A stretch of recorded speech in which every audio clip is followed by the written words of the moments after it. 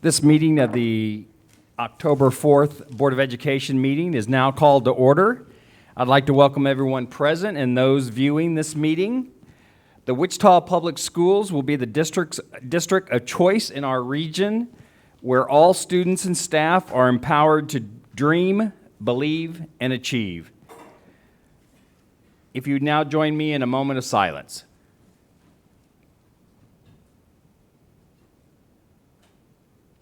Thank you. Would you please rise for the Pledge of Allegiance, led today by the Jardine Middle School JROTC cadets.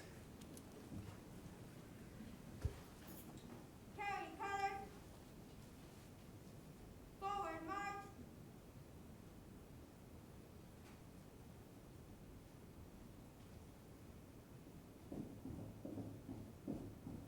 Colors halt. Left face. Sir John, South-Standing Motivated Color Guard team is requesting to post colors. You may post the colors. Thank you, sir. Post colors.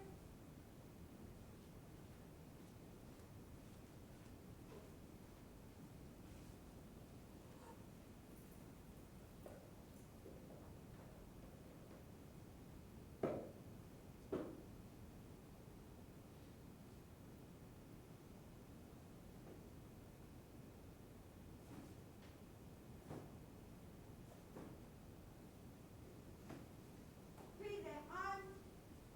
Pledge allegiance to the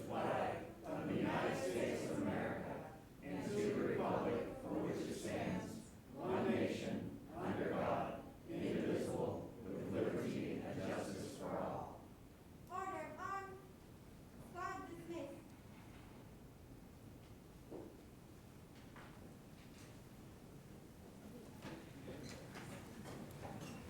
Thank you, everyone. That was the Jardine JROTC, led by Staff Sergeant River Nambo, Staff Sergeant Kaja Gillespie, Sergeant Caden Gillespie, and Corporal Eliana Nambo. If you give them a round of applause.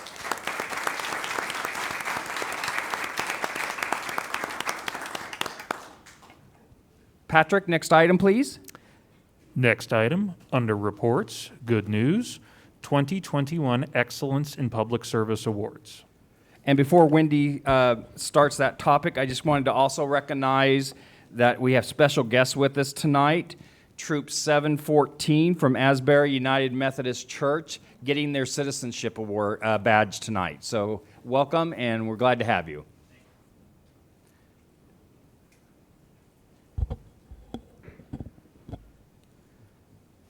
Good evening, Board President Reeser, Superintendent Thompson, members of the board. My friends have joined me for a wonderful opportunity for us to salute public service. Before I introduce them, I would like to say thank you to Ms. Turner, Dr. Thompson, Mr. Reeser, Mr. Blankley, Ms. Crable, and Mr. Rosales for all doing your part this past weekend to serve our community and come to the Wichita River Festival and give away books as part of our Reading with Riverfest activity. It was a really cool opportunity to see you all interacting with young people in our community. So I thank you for that, and I think it's a great segue as we have the opportunity to honor two of the very finest public servants in our school district. You may remember that the DeVore Foundation for 33 years has sponsored the Excellence in Public Service Award. And as I see Ms. Hedrick in front of me, a past winner, we had the opportunity several weeks ago to surprise Ms. Cheryl Witt and Mr. Jay Creighton.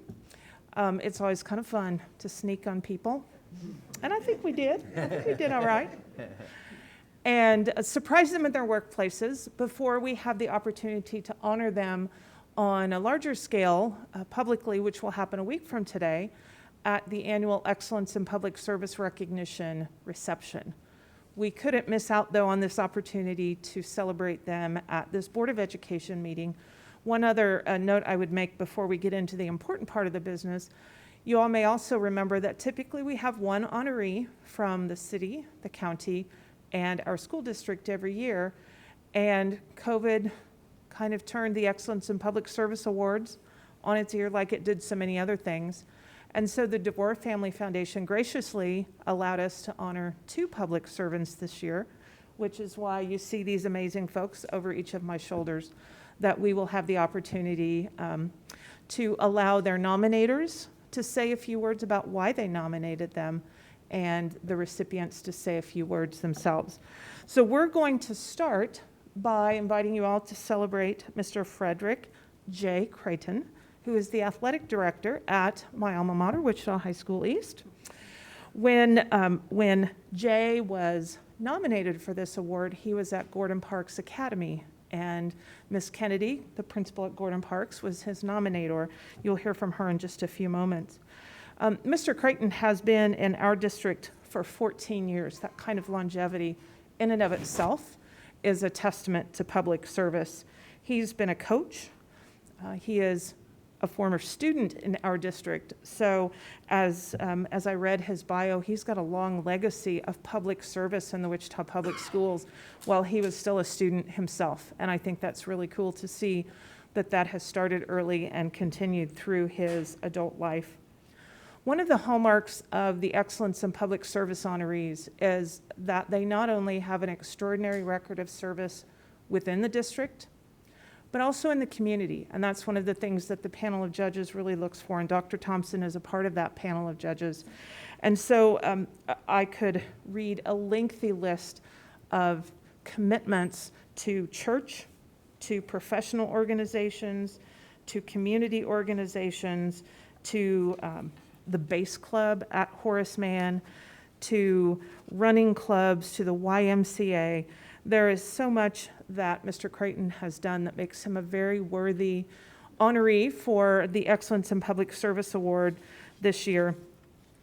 I would like to give LaTanya Kennedy an opportunity to say a few words about why she nominated Mr. Creighton, and then we'll give him an opportunity to speak with you directly. So please help me acknowledge Jay Creighton and his nominator, LaTanya Kennedy.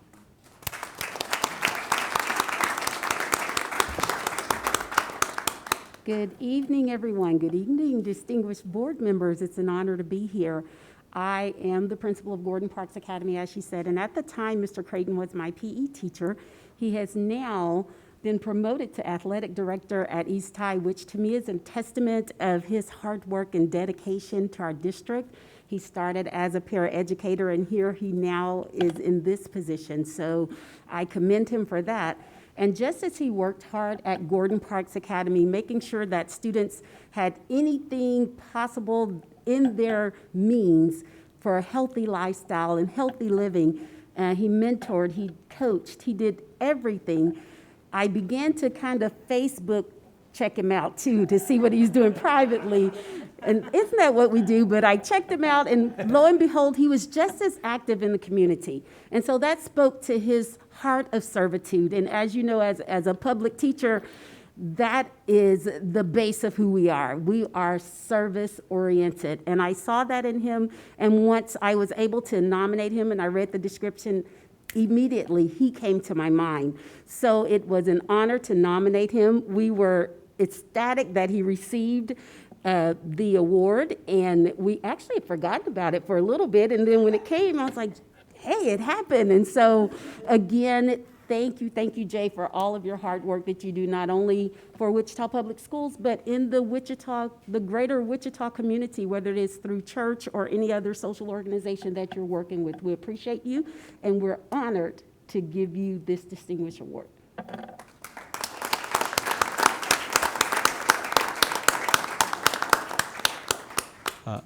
Good evening. First off, I would like to say thank you to Ms. Kennedy for nominating me. They are right. They did catch me off guard at work that day. I about had a heart attack. But I truly appreciate being nominated and also just serving our community. As she said, I've been serving almost even before I graduated high school, so that's kind of all I know. And as I was telling a few people a few days ago, we need more public servants, people that are willing to kind of put their agenda to the side and meet the need of this community, especially our young people with what we're facing now. So I take great pride and honor of not only just being a servant in the schools, but also in the community, because I know that is needed. So wherever I'm needed, I don't have a ego. So I'm willing to serve and do whatever it is to inspire our young people. So again, Ms. Kennedy, thank you. And also thank you, everyone in here, for all the hard work that you do as well. I know I don't stand alone, that we all care about kids and continue to, making the best of our opportunity, but also inspire them to believe, achieve, and dream. So thank you.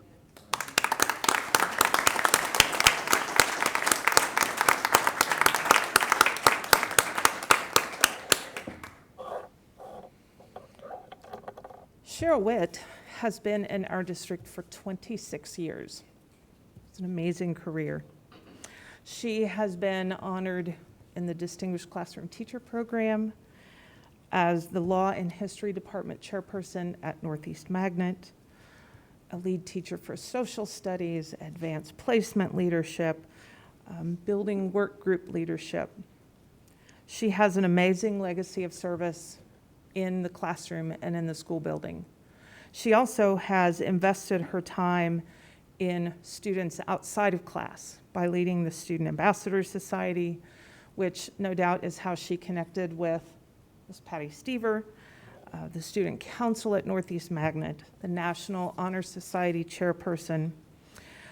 She has served in so many ways in our community through Student Council at Northeast, with United Way and other in-school organizations. She also, likely come as no surprise to you, is very active in her church, in community activities, including a really cool campaign. Y'all may remember when the Kansas Health Foundation supported the Beat the Virus youth engagement program. She worked with students at Northeast and through Patty's work, and created something called Virus Be Gone.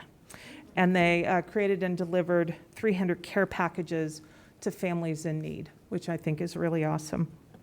She also is a recipient of the Good Apple Award, the State of Kansas Teacher of Influence Award, the National Society of High School Scholars, Educators, and Distinction Award, and that list could go on for quite some time.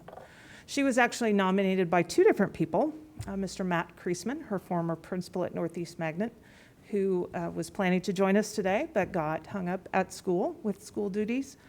And she was also nominated by Patty Stever.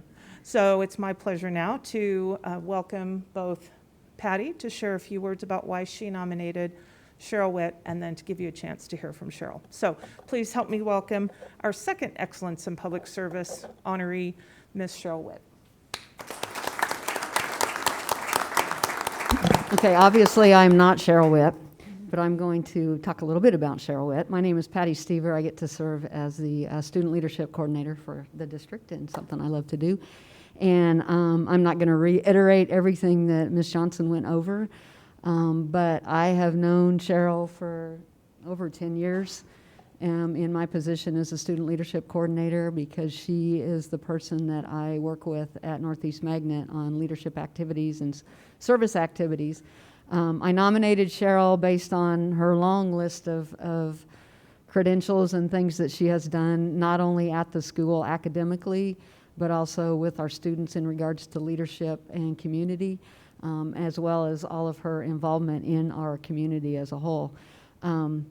Cheryl, anytime I send information to Cheryl about what some opportunities for kids, I mean, she's just right on it, sharing that information with the kids, because she truly, truly, truly wants them to grow not only as leaders, but as people, as citizens of this great country that we live in. When we had the opportunity to take students to Washburn for the Leadership Challenge, even though when we first went, nobody really knew what we were getting into and what it was about, she jumped on that and talked to the kids about, this is something we need to do, we need to go. She got some kids together, and I think you won that first year, didn't you?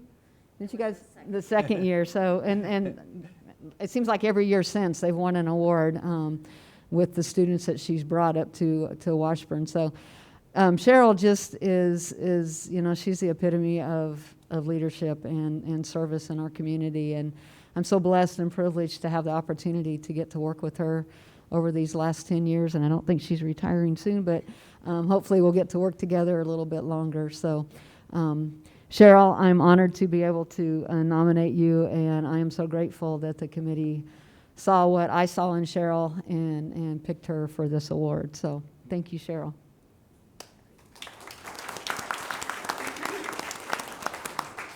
Well, I just wanted to take a moment to thank not only Ms. Patty and Matt Kriesman for nominating me, but for my students for their support throughout the years, coming along with me sometimes with these ideas that it's going to be really great. I promise you it's going to work out in this situation. And so always being there, the administration for being very supportive of me for different ideas that I had. I know Mr. Kriesman actually helped us deliver some of the Virus Be Gone packages. Obviously, my family, my husband's here tonight with me, Danny, and my son Hayden, who is a senior at K-State right now, so he couldn't be here due to his classes, but they've been right there with me at all times. My mother-in-law is here too, and she's been very supportive.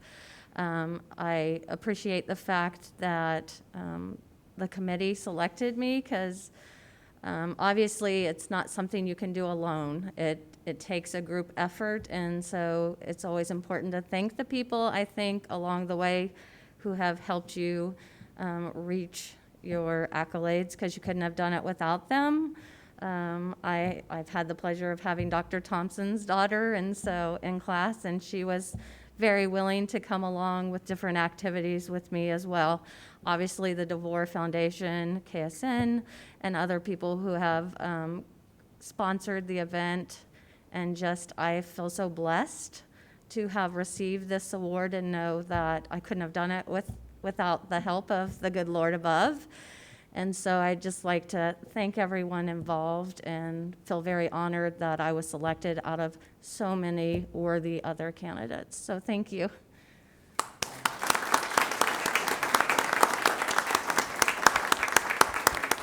The one last thing I wanted to do is to make sure again and acknowledge Mrs. Witt's husband, Mr. Witt, her mother-in-law, Mr. Perkins from East High, and Jamie's from our district athletic office, the village that surrounds these amazing people and allows them to do the work they do in our community. So thank you for the opportunity to recognize these amazing public servants.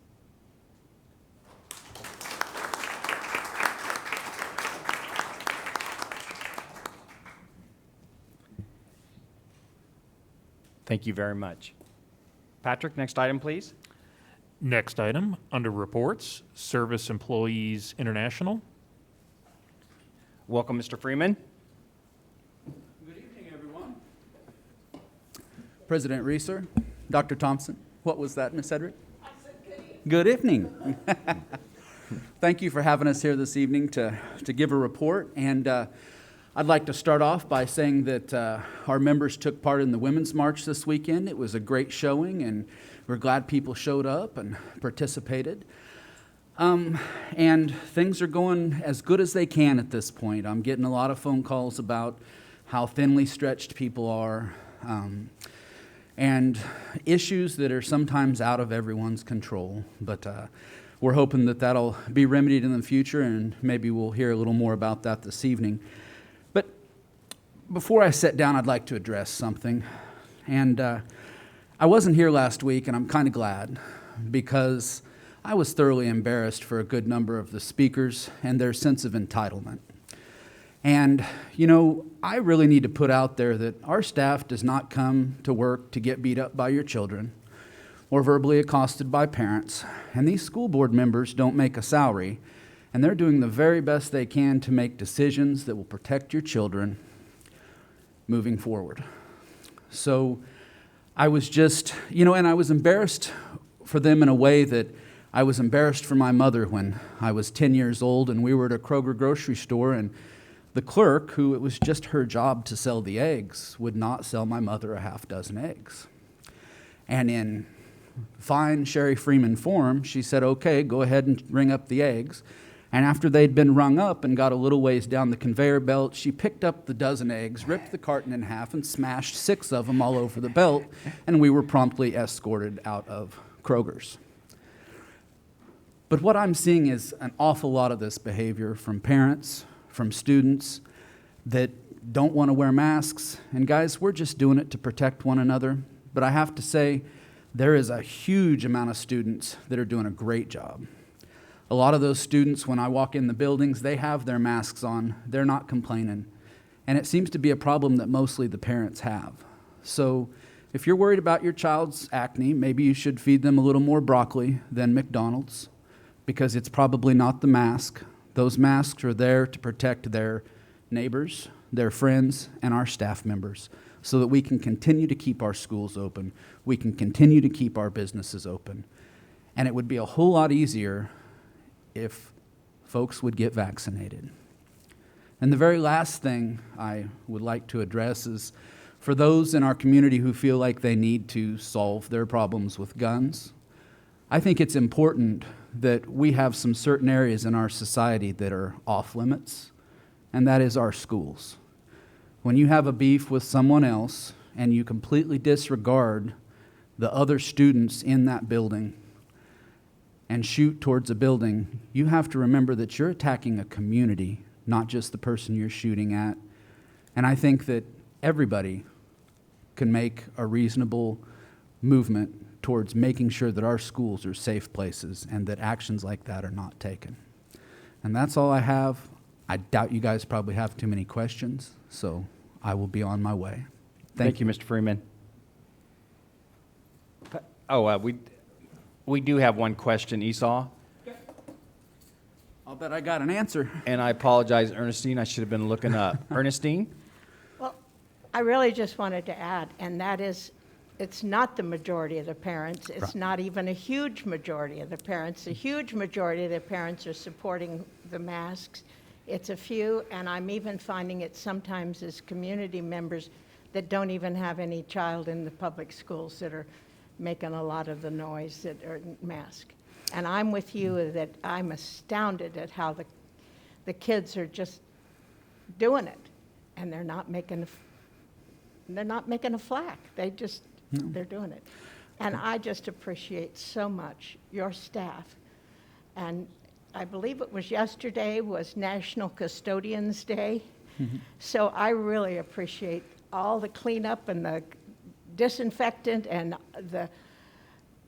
everything that's done to try to make sure that our facilities and our desks and our rooms are free from germs, are free from viruses. Thank you, and say that to all of your employees, would you please? All of Absolutely. our employees. Absolutely. We are very grateful. We appreciate that very much. It's not a glamorous job, but it's an extremely important job. It And we is thank you for very recognizing basic, that. Yes. Thank you. Thank you. Patrick, next item, please. Next item, under reports, United Teachers of Wichita. The board welcomes Mr. Brent Lewis.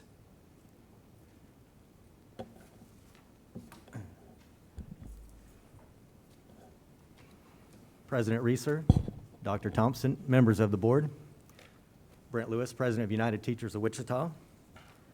I want to tell you that UTW recognizes the tremendous difficulties we are facing in the world of education these days. Some of the long-term challenges we are already dealing with have been made worse during this pandemic. We know that a number of our students are facing hard times and difficult circumstances during these crucial formative years of their lives, and we are all struggling to reconnect and get back to some normalcy. The professionals in our schools are working hard to meet our students where they are, to keep them on track, learning and growing into the thoughtful, productive, and happy Wichita citizens of our future. The beginning of this year has been a great challenge for everyone in our schools, students and staff alike. The professionals who work with students every day are going above and beyond to not only engage students with learning opportunities for their education and growth, but also to provide a return to proper structures for a productive learning environment and meet the basic needs of our students so they can be in a place to learn in the first place.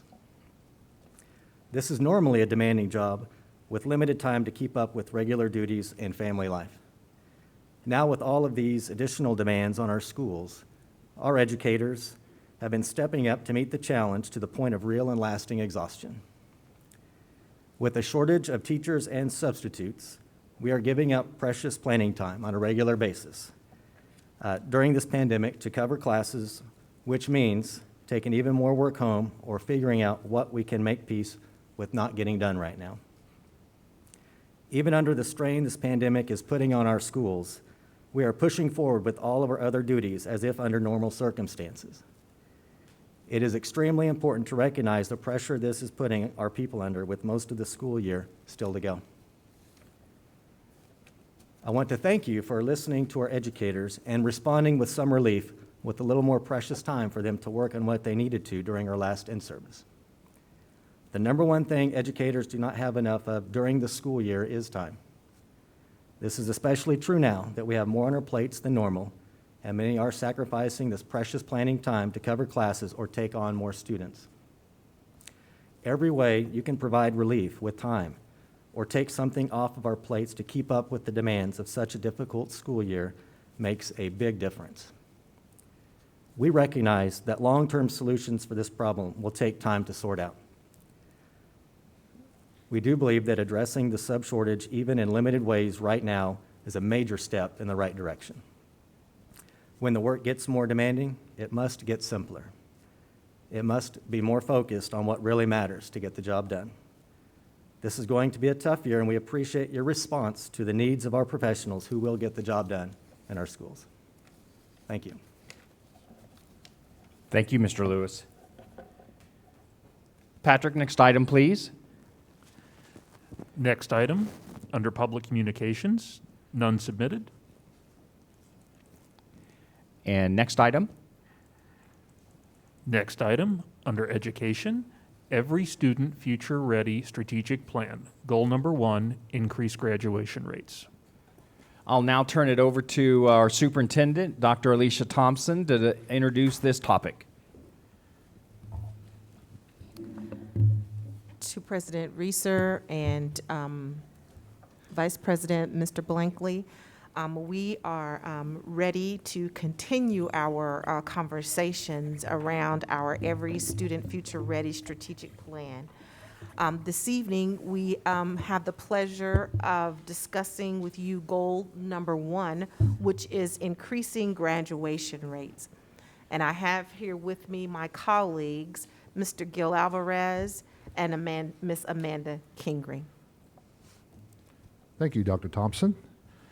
President Reeser, members of the board, I'm excited to be back with you tonight to talk more about our strategic plan.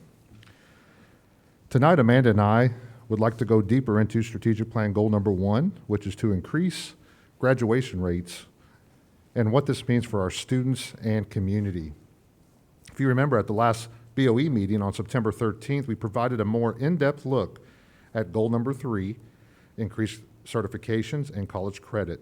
Goal number 1 tonight and goal number 3, which was part of the Graduation Plus initiative, support each other very well. We not only want our seniors to receive their diplomas, but want to prepare them to be college and career ready and future ready so they are prepared and successful for any post-secondary opportunity that they choose.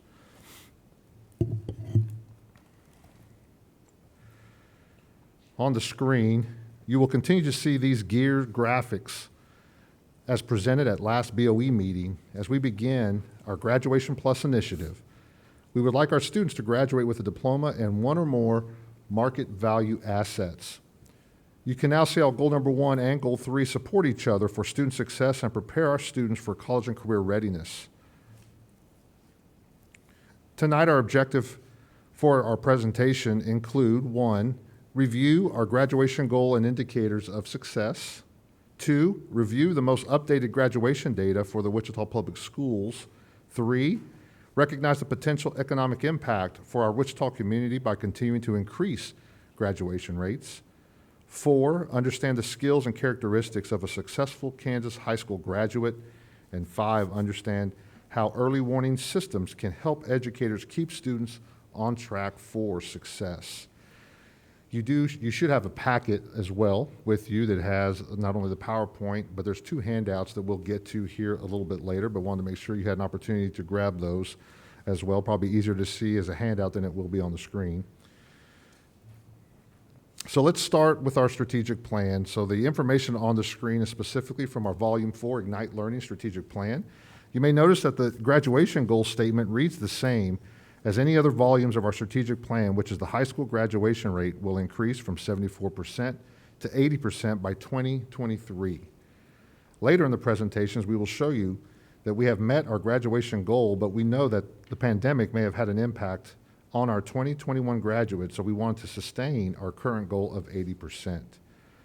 Our first indicator of success below the goal statement is to increase the number of students completing Algebra 1 by the end of 9th grade. We have determined that Algebra 1 is a course that we need to monitor, as it is a course that can hinder students from moving on to the next grade level math course. Students need 3 math credits to graduate, so 9th grade Algebra 1 is an early warning indicator we need to monitor to make sure students stay on track for graduation. We need to intervene early and provide the appropriate interventions or credit recovery so students can stay on track for graduation. The second indicator of success is to increase academic rigor and comprehension through the implementation of evidence-based strategies in order to improve student learning.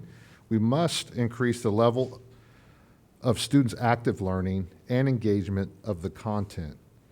So using Wicker strategies can enhance the academic rigor, active learning, and engagement that students receive through writing, inquiry, collaboration, organization, and reading.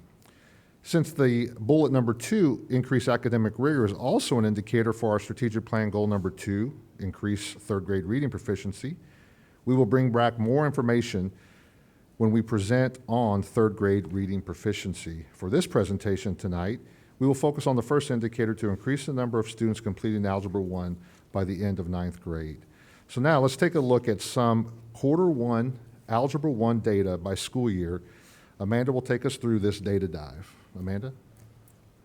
All right, so I'm going to share with you a little bit the data that we currently have in regards to Algebra 1 with our students, especially looking at our freshmen. And so as you can see through this information is that we have kind of maintained that 78% total passing. I don't know if everyone can see it well, but the first kind of blue are all the students who received an A in that course for each of the years, and then it's the B, C, D, F, and then goes to total passing. So that's what each of those bars are for those of you who may not be able to see it from a distance. But just kind of showing you some of the data. When you start looking at the 2021 school year, you can see that we were kind of maintaining, but we dropped down last year. There's a lot of assumptions that we can make based on that school year. Obviously, our students, especially in the secondary level, they were not in school for a period of time, although we were doing the virtual learning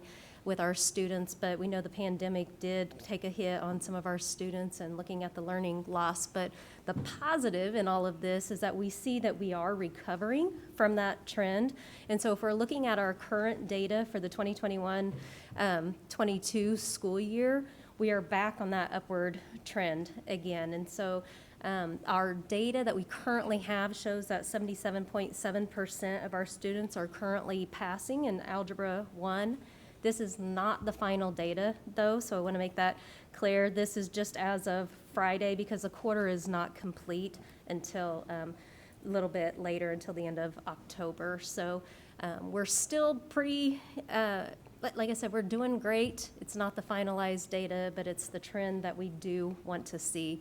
I think that looking at this as well, one of the other positives is starting to see we have more students who are passing with higher grades too. If you look at your A's and your B's are up quite a bit compared, especially to last year, but also up from the previous years. We Amanda, yes. Just 1 second. I'm going to double check, make sure the sound is okay. Do you need her to lean in just a little bit more? Got it. Directly more to the microphone. Okay. This is good information. Maybe I'll put, okay. Make sure you guys can hear better.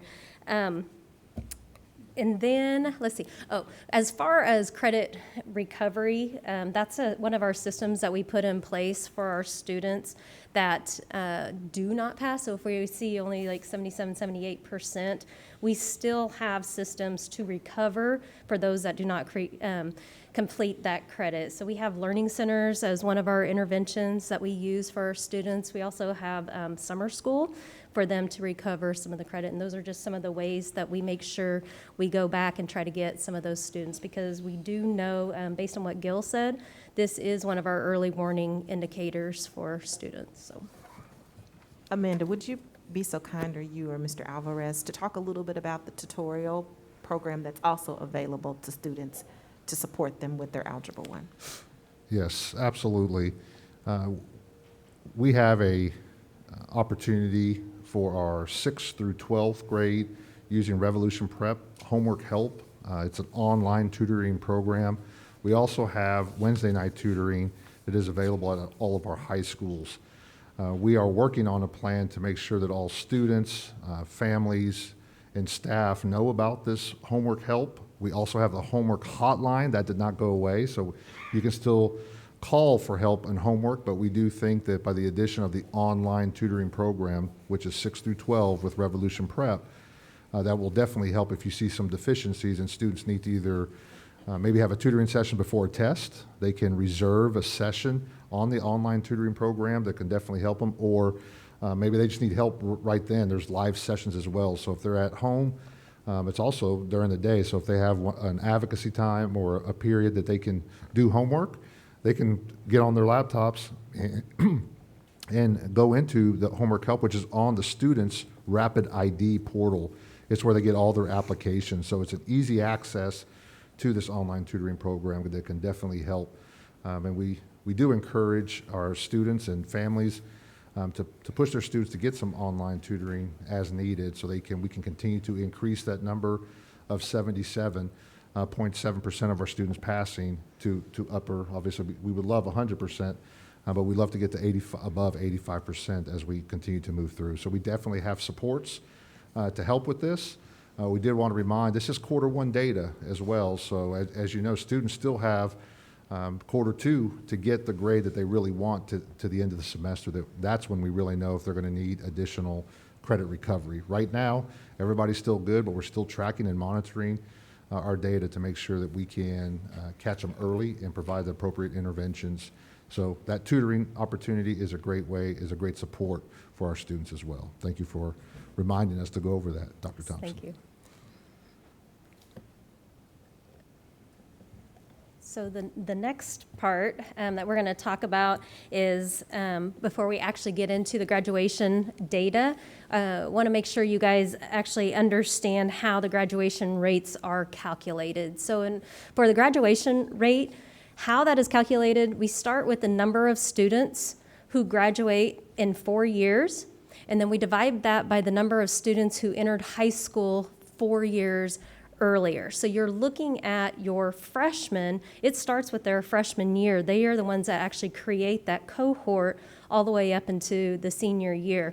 And we know that during that time period, we have students that come in and out from their freshman to their senior year. So that does get adjusted along the way. But it's so important for us to make sure that we know where our students are going. For example, if our students leave our district, but we do not code them in a way that we know where they have attended, they still show up as our students in that senior data when you're looking at that graduation rate. So it's crucial for us to make sure our coding is correct as well. But it's so important when we go back to our freshmen. This is when it starts. This is when it begins, because we want to get them engaged in school. We want to create those opportunities to make sure they are connected right from the beginning, so we can keep them through the senior year. Yep. So currently, if we think about our students that are graduating this year, we would use the number of students who are graduating this year, and we would divide it by those that had entered into our school system our 9th grade year. So the graduation is only calculated I mean, it's calculated this way. I think sometimes we think that it's only calculated from that current senior year, and that's not accurate. So we just wanted to make sure everybody kind of understood how graduation rate is calculated before we actually get into that. And another thing that's probably important for you guys to understand is that our students have until September 30th of the new school year to complete their graduation credit. So those students that graduated last school year had, all the way up until September 30th to complete the credit to count for last school year. And that's one of the reasons when you see our data that we're going to talk about in a little bit, we don't have our current school or from last school year yet, because they're still calculating it, because we had all the way up until was that last week to actually count for last school year.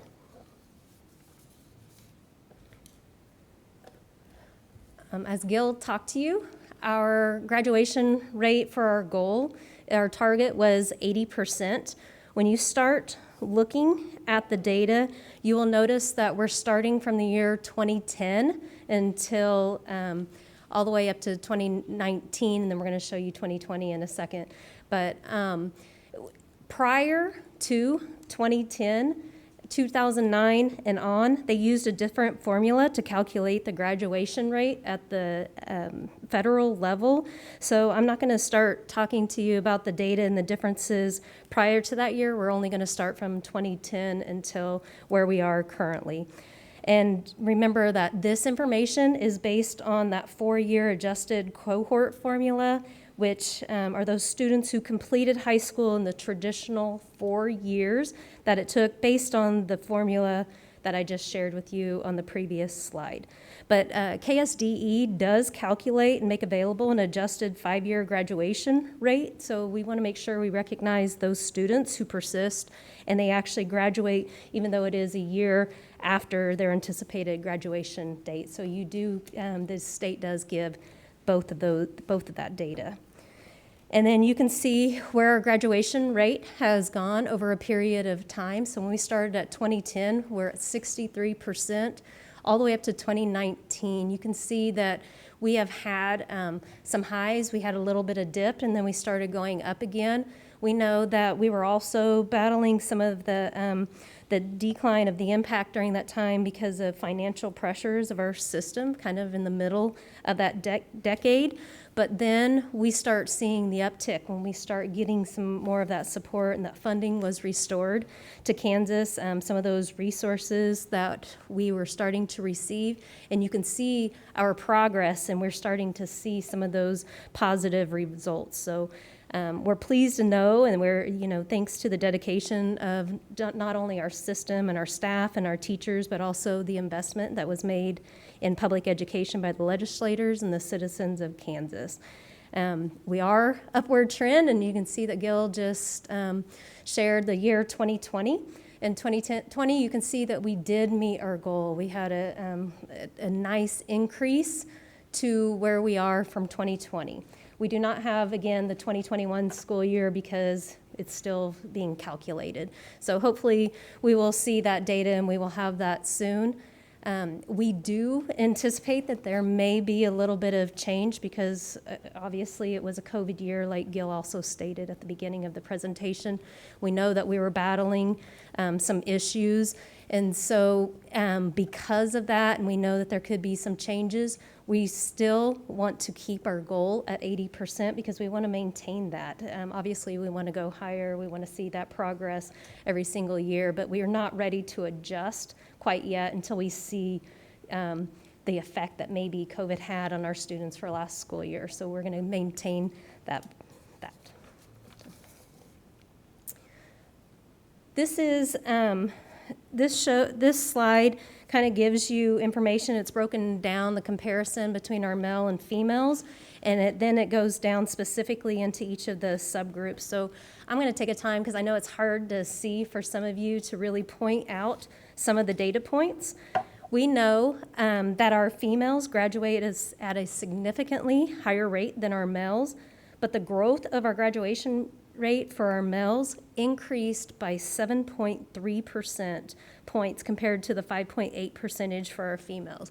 So we saw that as a positive. While they may not be at the same level as our female students, they are growing at a larger rate, and so that's exciting. You can see overall rate from that 74% from 2018, that graduation, up to where we just showed that 80.5. So we saw that 6.5% increase total over the last couple of years.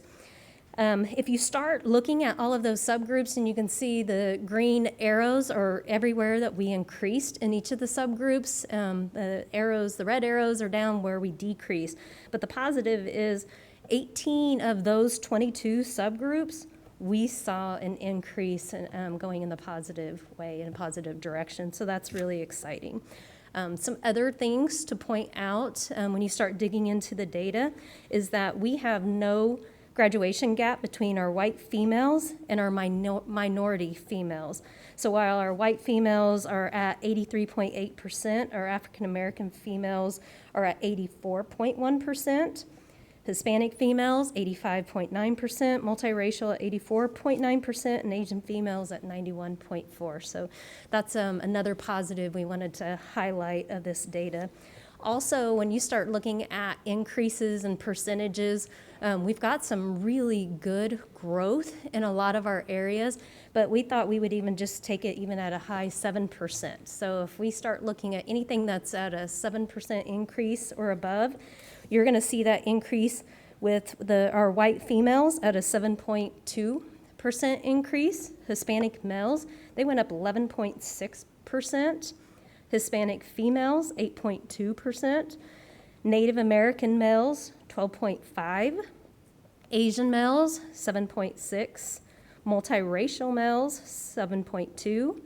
Multiracial females, 8.6%. Free lunch males, up 8.6%.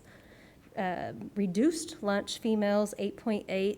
And then special education males, 9% increase. And so I know that was a lot of data that I just spewed out to you in the groups, but I know it's also hard for you guys to see, but we did want to highlight those groups because we thought that that was quite a significant gain. 7% is a large percentage, and want to celebrate that.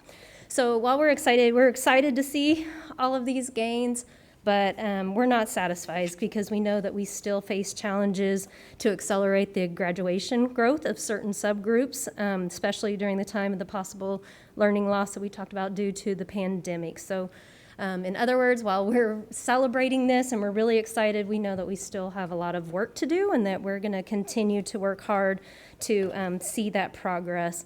But it is positive to see that we're on the upward trajectory. And we not only want to increase students that are receiving diplomas, we also want them to be college and career ready. We want them to be successful, and we want them to be ready for post-secondary success for wherever they choose. And that's where we were talking about the graduation plus and the market value assets. And we want to see that on top of not just a diploma for our students. Thank you, Amanda. Thank you for sharing that data. As we consider graduation rate, it's important to remind us all that our graduates are Wichita's future. You have heard Dr. Thompson state often that education equals economic development. This is illustrated best by our community's commitment to the collaborative work to develop and impact talent in the Wichita area.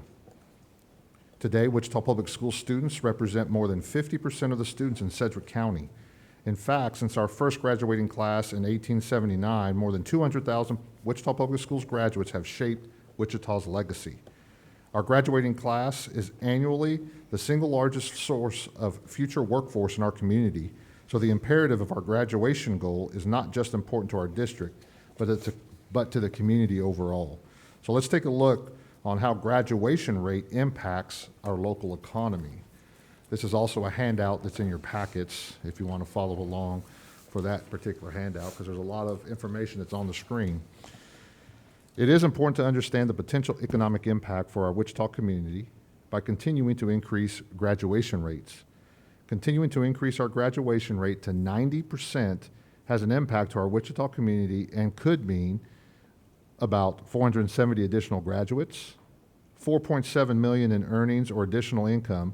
This additional income means more money flowing into the local economy annually, which include $250,000 in state and local tax revenue, $3.7 million in increased spending, $930,000 in auto sales, $7.6 million in home sales, $4 million savings in healthcare, leading to greater opportunities for our Wichita community, which include $7.2 million in economic growth and 10 new jobs created. These findings are based on the class of 2015 from the Graduation Effect, Alliance for Excellence or for Excellent Education, but paints a great picture on how increasing graduation rate can positively impact our local Wichita community.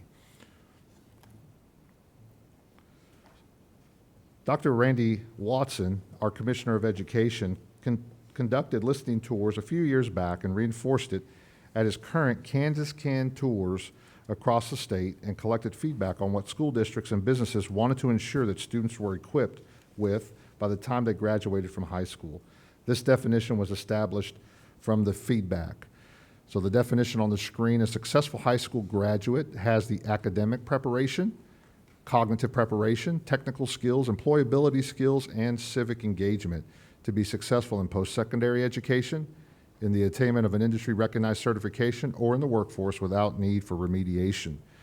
This was also reinforced when Dr. Watson was here in Wichita to share part of the Kansas tour. He was able to come to Wichita to share that same vision.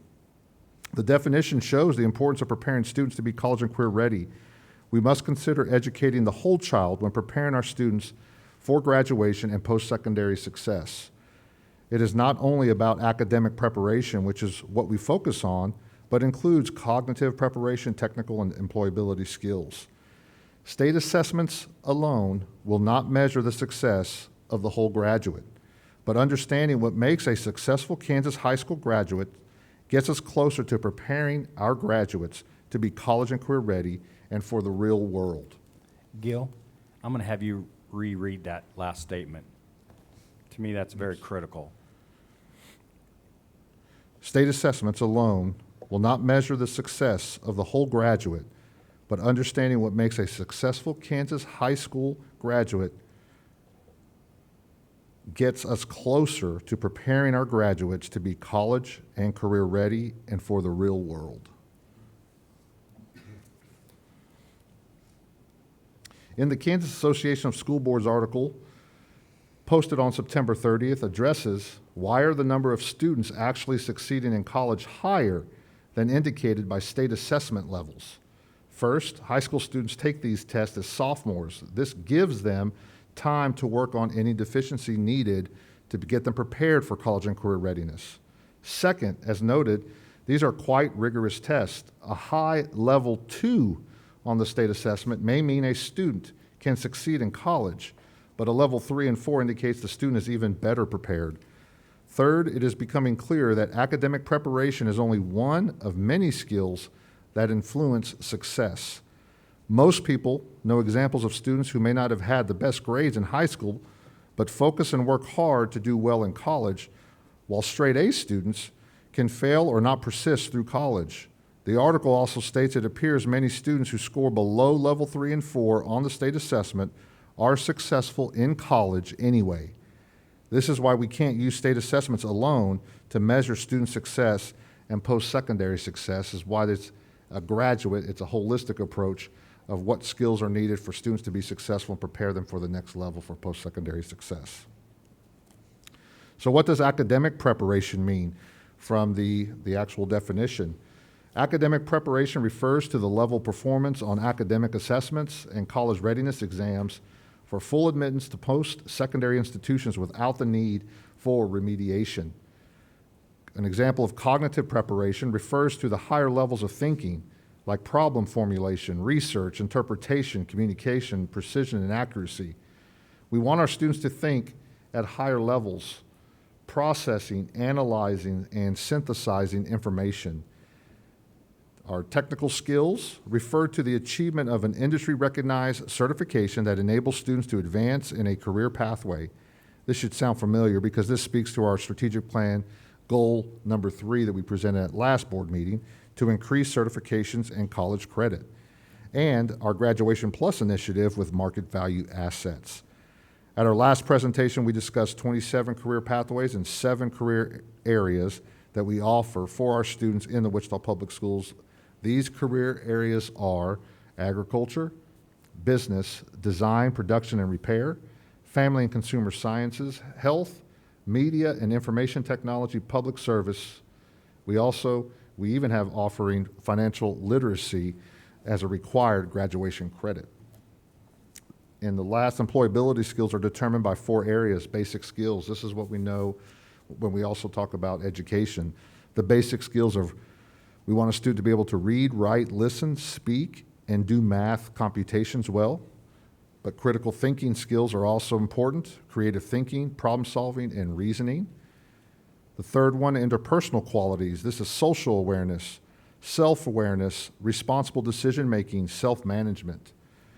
Career interest development, ability to engage in exploration and planning relevant to the student's interest for career preferences leading to post-secondary success. We use our individual plans of study in Zello to engage students in career interest development. So as we continue to increase graduation rates, it is important to note the continued creation of early warning systems throughout our district, even within our schools. So what is an early warning system? A system that uses student data to identify students who exhibit behavior or academic performance that puts them at risk of dropping out or not graduating.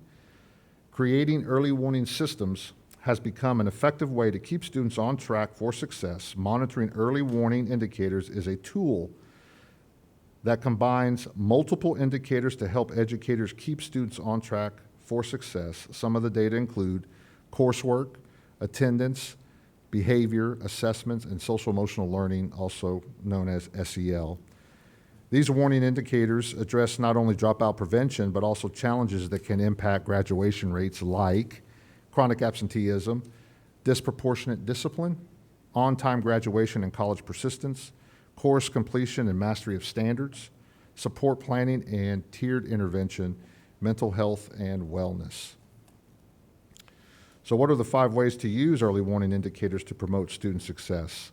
Well, the first one is identifying off-track students early. While the national graduation rate is at all-time high, there's still work to be done. Recognizing dropout signals early in a student's academic career is critical to getting the student back on track for graduation. According to early warning research, half of all dropouts can be identified by the end of 6th grade, and close to 75% by the beginning of high school. Is why it's important, as Amanda talked about with the data, as our 9th graders being connected to school when they show up into high school, or even 6th graders being connected coming from 5th grade, those transition years. Number 2 on the screen is increased course completion rates and academic achievement. Strong academics are a prerequisite for success in high school and beyond. This is one reason why we targeted Algebra 1 success as an indicator of success. Research shows that a student who maintains a C average or higher in high school is more likely to persist in college. A C average or higher in high school is more likely to persist in college than those who do not. Also, a student who maintains an A average is 7 times more likely to complete college in 4 years when compared to students with a C average. Number 3, improve attendance and reduce chronic absenteeism. When students are in school every day ready to learn, the positive outcomes are clear.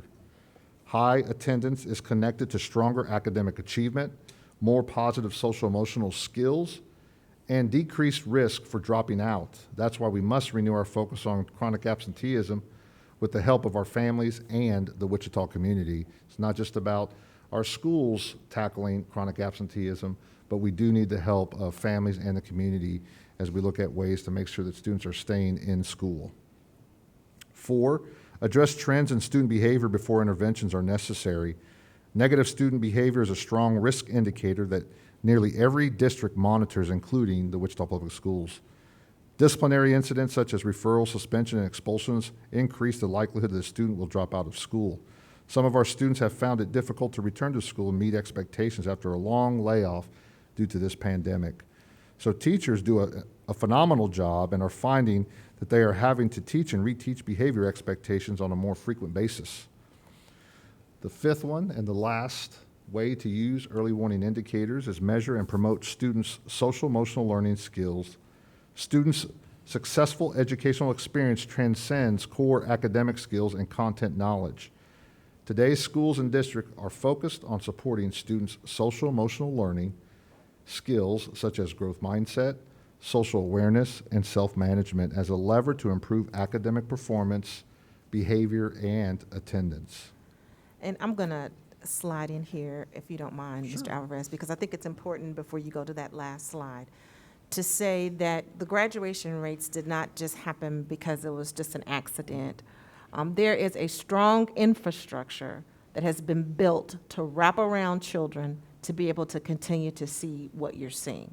So some people will say, well, all these things aren't happening, you just get the graduation rate, but the kid has nothing when they leave. And that is totally not true. What is happening is that the system, because of the additional funds that we've been able to receive, as Amanda talked about, and all of the things that, the infrastructure that was built, and it was really because of what community members said that they wanted for their children 4 years ago. So what you're seeing now is that infrastructure has been built to be able to put a solid piece up underneath our students so that they can continue to grow. So I want everybody in the audience and people that are listening to understand that this did not just happen by accident.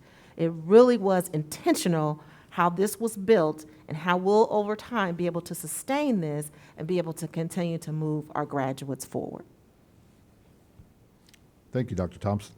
So we must continue to use these early warning indicators so we can promote student success and catch students early that are not on track to graduate. So going back to a slide that you saw at the beginning, our objectives, we hope we met the 5 takeaways we stated at the beginning of our presentation, which include graduation goal and the indicators of success for our strategic plan, the review of our Wichita Public Schools graduation data, our economic impact of increasing graduation rates, the skills and characteristics of a successful Kansas high school graduate, and the last one, a role of early warning systems to keep students on track for success. As I conclude, we know that our graduates are the greatest and arguably best source of future talent to lead and power our community's economy. Increasing graduation rates is an imperative for the entire system and our community. And while we know we have much work to do, we hope that you will share the excitement and pride in our graduation growth and our forward movement that we've shared with you here tonight. So we are excited, but we know we're going to continue to move because we don't want to be complacent. So we'll continue to work on that infrastructure that Dr. Thompson talked about so we can continue to see our graduation rates increase. That concludes our presentation, so I stand for any questions you may have for Amanda or I. And we do. Ron? Yes, thank you for the presentation. And I was just wondering what kind of impact our pathways are having on these rates. And do we have any data as far as who exactly is in our pathways for everything from aviation to biomed and all the other ones that we offer? I can definitely bring back the data for you. I know Kelly Bielefeld, who was presenting with me last time we met at the board meeting, has that data to be able to share, but there's no doubt that there's a significant impact with connecting our students to specific pathways, because that's truly tied into increasing certifications. It's also part of our Graduation Plus plan when you talk about those gears at the beginning that I showed you, the 4 market value assets that we're trying to make sure that our graduates, as they're coming through our schools, so when they're seniors, they'll at least have 1 or more market value assets, entrepreneurial experiences, work-based learning, there's college credit, and then industry recognized credentials. So all those will be tied into, and especially the industry recognized credentials are definitely tied in some of those pathways that we presented at our last board meeting as well. Okay. Yeah, I was just wondering, like, the demographics of who makes it up, because I'm really impressed to see some of the male, especially minority male, numbers increase, and I was just kind of thinking if that was a contributing factor. Sure. Yeah. We can look at that data. I just don't have that with me tonight. Okay. All right, thank you. Cheryl? Yes, thank you very much for an excellent presentation. I've been waiting for this because I knew all the things that we as a system have put in place to increase this graduation rate, and we are truly seeing them work. So thank you. If you could pull the slide up on the graduation baseline data, which starts in 2010 and then runs through 2020, please.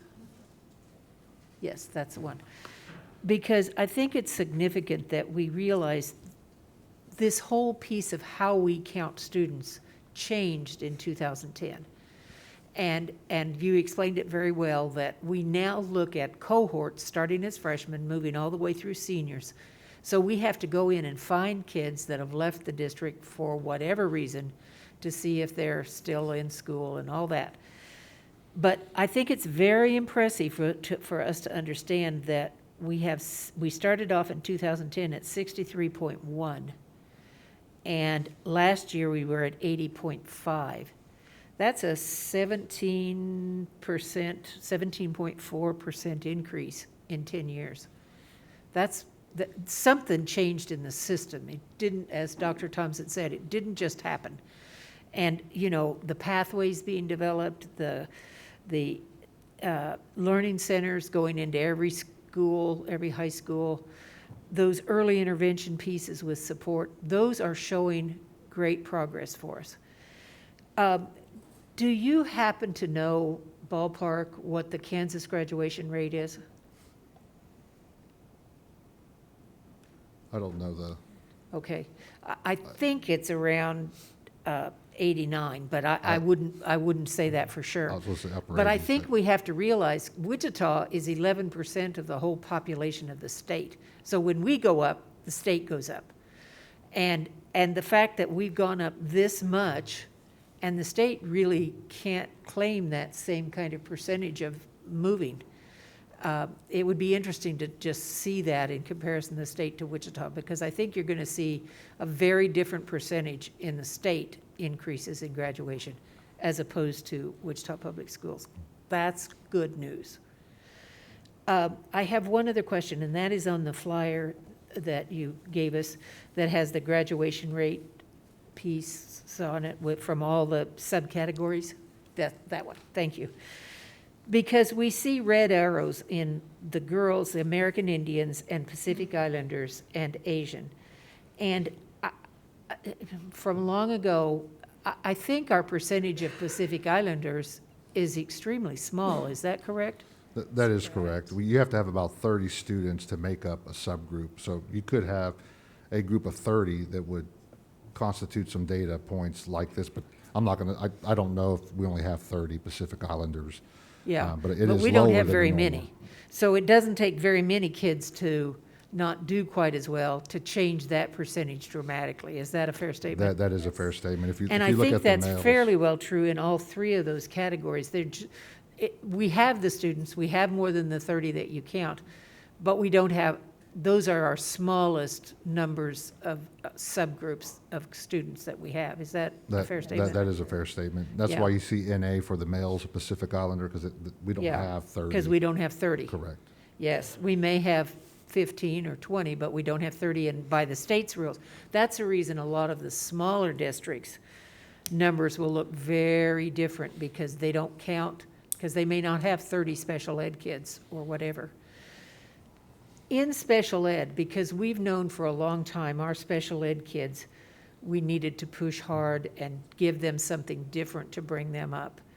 I am thrilled to see that we've gone up 9 percentage points for our males and 2 percentage points for our females in special ed. That's moving us in the right direction district-wide. So congratulations to you, congratulations to your team. We're doing something right in Wichita to be able to change these graduation rates. I look forward to seeing the data from last year when we truly were in a pandemic all year long and see what's happened with that. So thank you.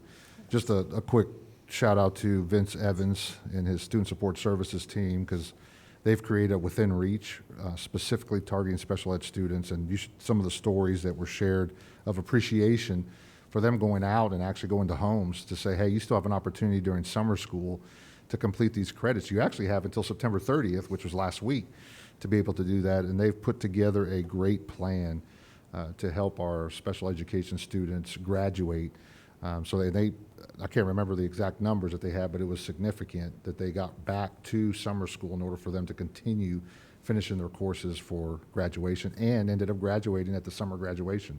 So kudos to all the teams and what we're doing to really just focus in, because you hear this quote all the time, your organization is perfectly designed for the results it's getting. Well, we know success by design, not by chance. So we're creating systems and aligning ourselves to make sure we're getting the data and meeting the student outcomes. Yeah. And I think that shows with our special ed students the commitment we have to having kids graduate from this district. They're not just saying, oh, they didn't graduate. They're saying, what can we do to help them? Clear up to the very end. So thank you to the whole team. Thank you, Dr. Thompson. Thank you, Cheryl. Ben? Ben Blankley, District 1. I liked how Dr. Thompson mentioned the intentional effort over the last few years, especially because we can see the great results in specifically the black and brown males, because Ron, that's a particular focus area for Ron and myself as well. And I know we've got like the BASE program internally. We've got Prime Fit Foundation that we partner with. Can you mention just like the various groups and programs we have for black and brown males specifically that may have contributed to this?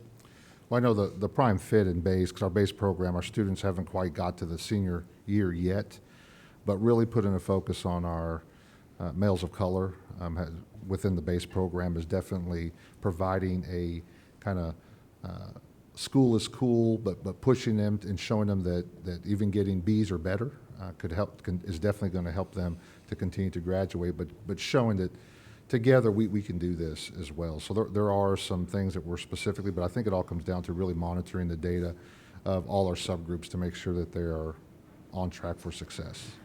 And I'll name a couple of programs. He is absolutely correct. Really, it's really the early warning indicators is what gets us, because then we're able to identify those students early and connect them to a resource that will be able to support them.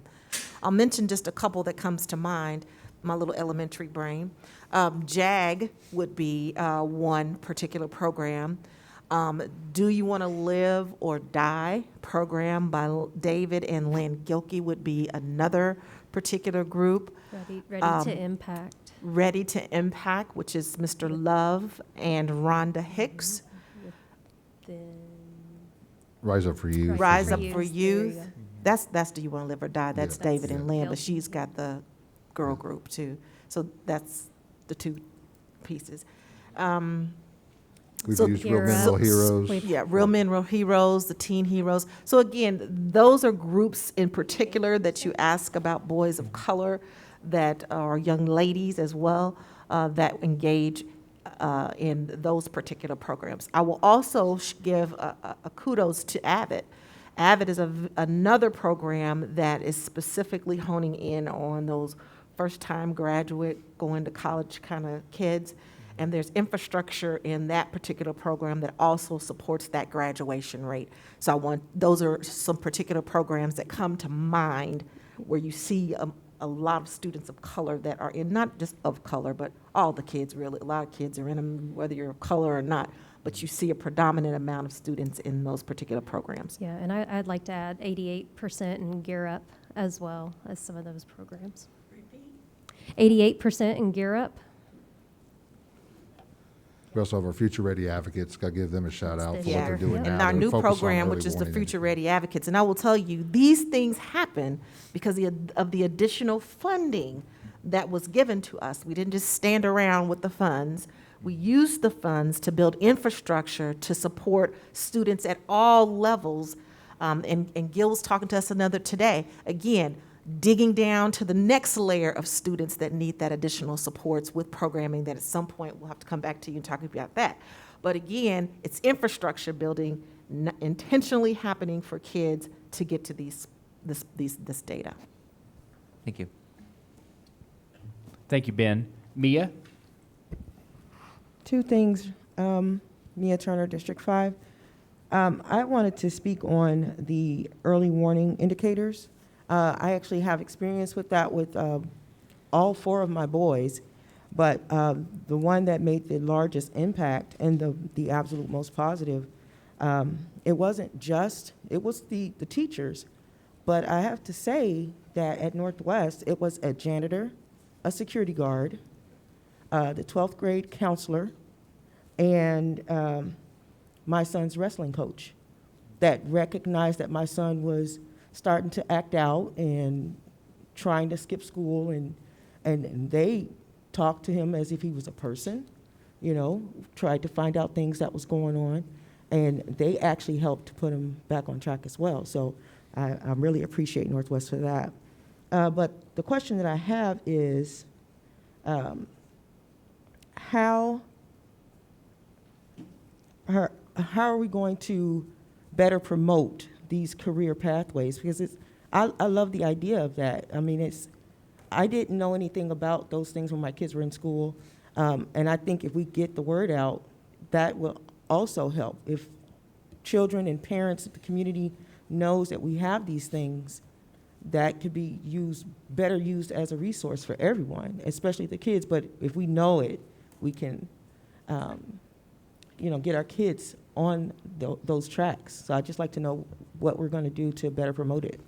Yeah, we've attempted, as Wendy Johnson, who's of our communications team, she always talks to me about our audiences and where to reach them.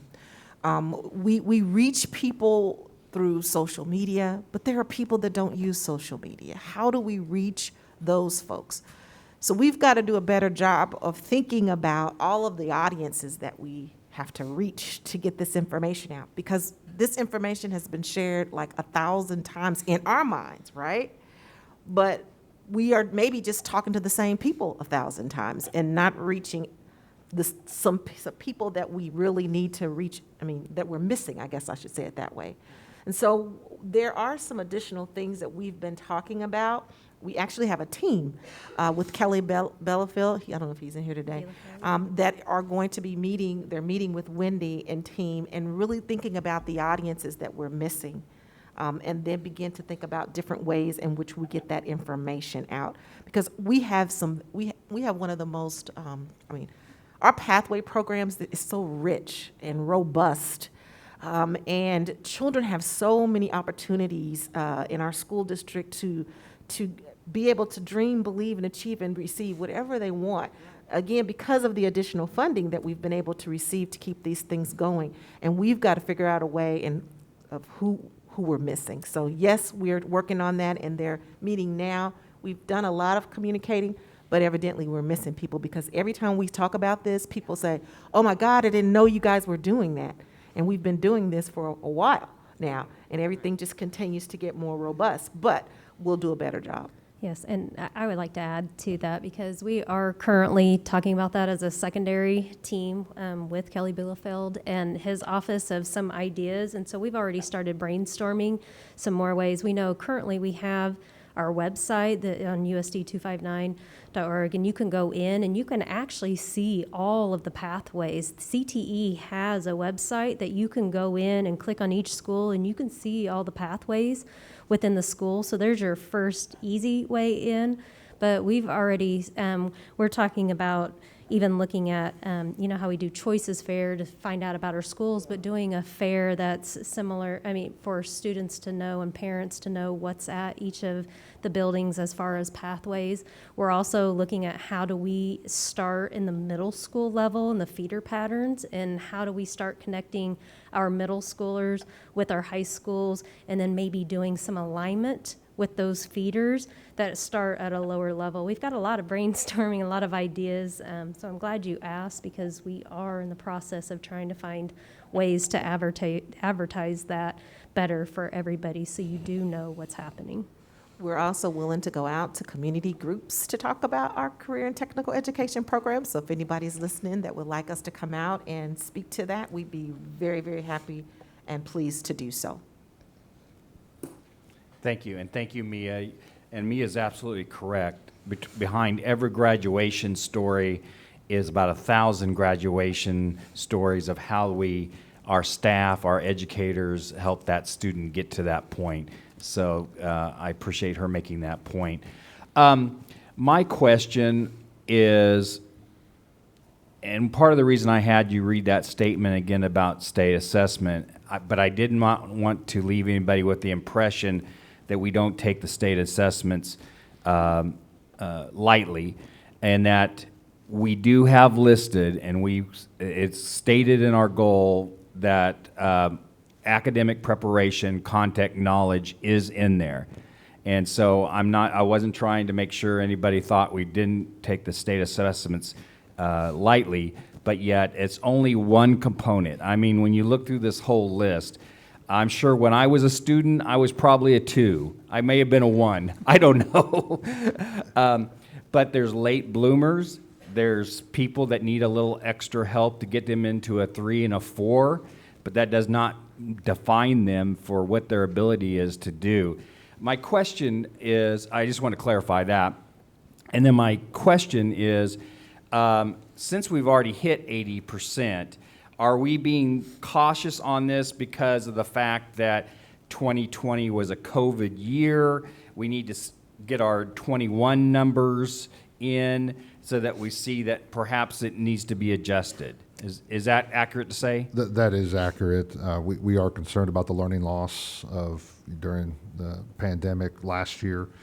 So we just wanted to see and make sure that we are going to sustain that 80%. So if it shows that we're still there and we're ready to move up, we can definitely do it. But it does make it a lot easier now that students are back and being able to provide those early warning indicators and making sure students are there, for one, paying attention and using the strategies that teachers use in the classroom to get students engaged in the learning. And I appreciate Cheryl mentioning the point that in the last several years, we have beat the state's growth rate in graduation. So I hope that will continue in 21, and I think I appreciate everybody's effort in this whole area. Julie? Yeah, I agree with everyone else. I appreciate all your work. I appreciate this great report.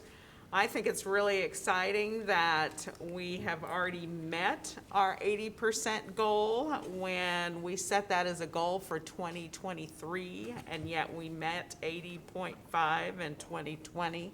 I do appreciate the fact that we've got to not get too excited because there is the potential learning loss and the pandemic, and so we want to keep that rate up there high. I was concerned when I saw the drops that Cheryl mentioned in the females, particularly in the 3 demographic groups.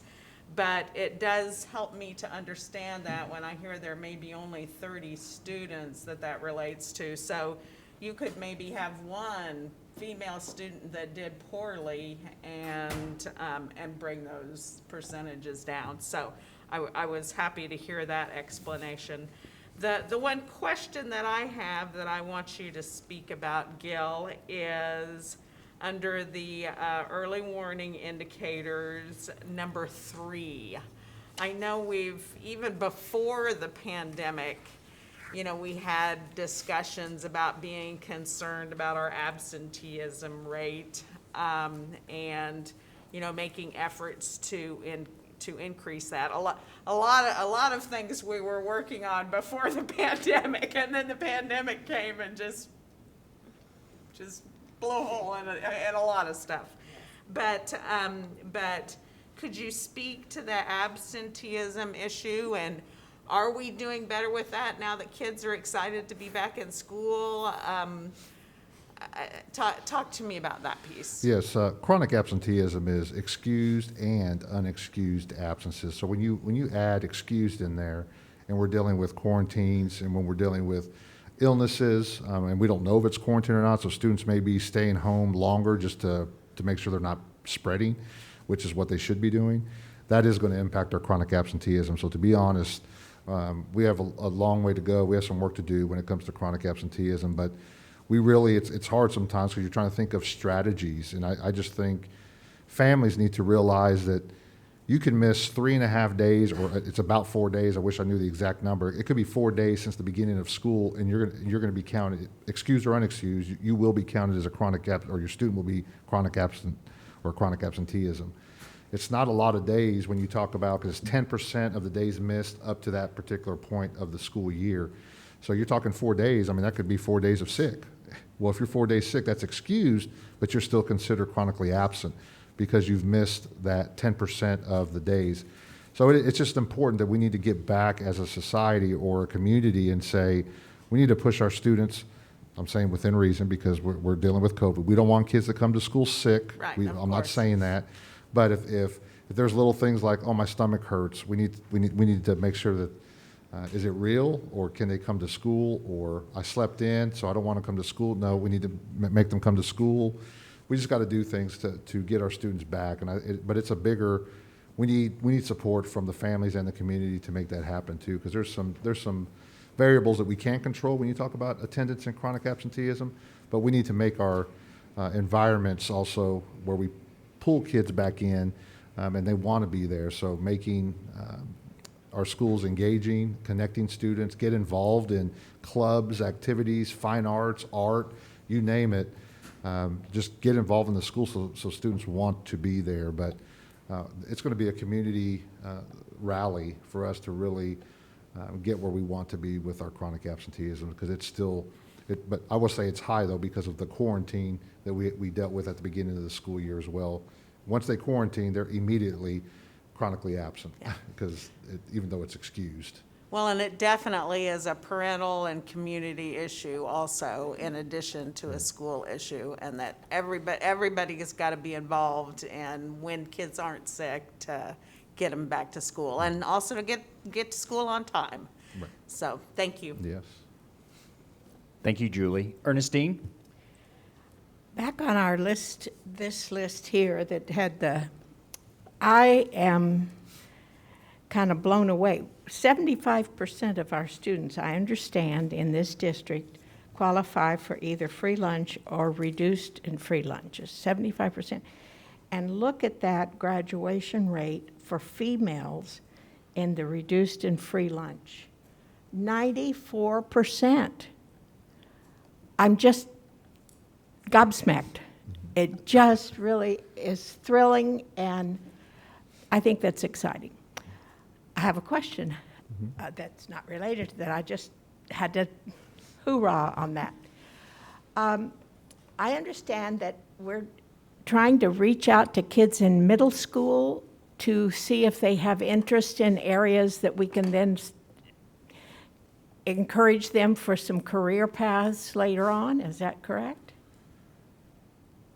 I am not sure that we have exact pathways. We have a few, but not as many in high school. We dangle some stuff like, do you like to work indoors or outdoors? Do you like, some of those interest inventories, I understand. We do Zello, which there's some interest inventories for sure, where students can get an idea of what their interests may be as they start to move up into high school, yes. There are some clubs, there's some coding clubs, there are some ways to connect themselves to pathways, but it won't be as many as we do in the high schools. Right. It's we're just trying to get them to start thinking. And if someone that lives in the southeast part of town is interested in making airplane, being a part of learning how to do airplane parts or sheet metal that's at North High, can the students that are in one part of town become a student in the school that has a particular pathway? There are opportunities for that, yes, because the build-a-plane that you're referring to at the by North High, where the old Dillon's building, definitely opportunities, because we want to make that a district for all students around the district to be able to go in. So Kelly Bielefeld and his team are creating partnerships to provide other programming that can go in there so students can go to the Future Ready Center and participate in that. So we're also trying to be creative too. If there's things that they can't get, we do have our laptops now. So we're trying to make some possible where they're at the school, but they're virtually remoting in from school to get the lessons or that course that they would like as well. So we're piloting and looking into possible ways of doing that as well. So, but we've also had kids in the past that have taken, I know of a Northwest student that went to South. He was a senior, he had transportation. He put it in his schedule to give fire science. He actually did fire science at South and is now pursuing being a firefighter, and because that was his love when he found, but it wasn't at Northwest, but he was able to go to South to get that course. So that agriculture program that's at Southeast High School, someone from someplace else that says, I have always wanted to get involved in this, they could investigate about getting, in other words, we're not locked into that you can only do what's at your neighborhood high school, that we can look around at the different pathways. I really am impressed that we're doing this. This is such an exciting idea, and forgive me, it's my old saw. I really want us to toot our horn. I really want the public to know what we're doing. I want the parents to know what we're doing. I want the elementary kids to know so they can begin to start to think about it. And she that tooteth not her own horn, get her own horn not tooteth. Thank you. Thank you, Ernestine. I appreciate everyone's effort on this, and if Mr. Lewis, if you would take back to the teachers, we appreciate their efforts in this. The numbers they helped create in 2020 was impressive. We know that they are doing some extra work this year on this whole area, and we know we couldn't do it without them. So make sure they celebrate in these numbers with us. We appreciate their efforts as well. And I'm gonna, if it's okay, Mr. Yes, President. absolutely. I'm also going to say that as we talk about at the central office area, we are a unit from pre-kindergarten to kindergarten, support staff as well. We all are in this together. It takes a village of people together, and our community and the members of our Board of Education. And it takes all of us to be able to graduate our students, to be able to leave us with the skills necessary to be able to dream, believe, and achieve. So I'm not going to leave anyone out from the beginning to the end, and to the leaders of this organization, which is our board members. Congratulations to all of you. And we thank our families as well. We know there are a lot of parents out there that are also in difficult situation with their jobs, but they are stressing to their children to graduate, and we understand and we appreciate them as well. Patrick, next item, please. Next item, consent. I will start with Mia's side this time. Mia, do you have any consent items to pull? I do not. Julie? Julie Hedrick, District 2. I have nothing to pull this time. Cheryl? Cheryl Logan at large, I have nothing to pull, thank you. Stan Reeser, District 4. I have no consent items to pull. Ben? Ben Blankley, District 1. I have no consent items to pull. Ernestine? I would like to have explained C2 about the fences. Okay, I'd like we to will pull pull that. C2 then. Is that okay? Yeah. Okay. Ron? I have nothing. I will entertain a motion to approve the consent agenda except for C2. Julie Hedrick, District 2. So moved. Ben Blankley, District 1. I second. Moved by Julie and seconded by Ben. Oh.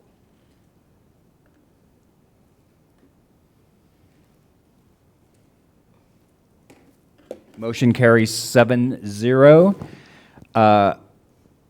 Item C2, the fence replacement Cloud and Woodman Elementary School, Horseman K through 8 dual language magnet, and South High School.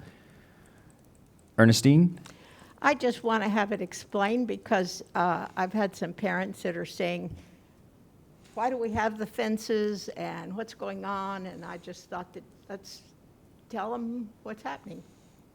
Sure. Luke Newman, Director of Facilities. This is just replacement of existing fencing. So it's V-mesh. It's an old V-mesh fencing. We're not adding any new gates, nothing, no new fencing or fencing lines or fenced-in areas. It's really just an existing fence that's old and deteriorated and needs replaced. So it's not any new fencing, it's just replacing of the Correct. previous Yep. fencing?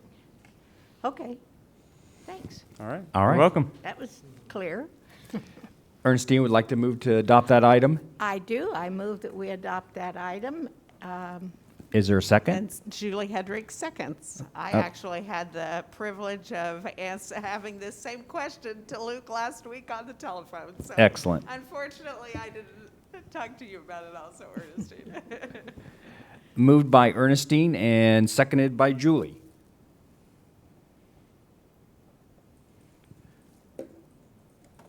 Motion carries 7-0 on C2. Patrick, next item, please. Next item, under Operations, Human Resources, Staffing Update. Dr. Thompson, I'll turn it over to you to introduce this topic. Yes. This particular topic is a topic that we've been grappling with as a school district, alongside of probably not only just school districts. Oh, sorry, they're saying they can't hear me. Oh, sorry.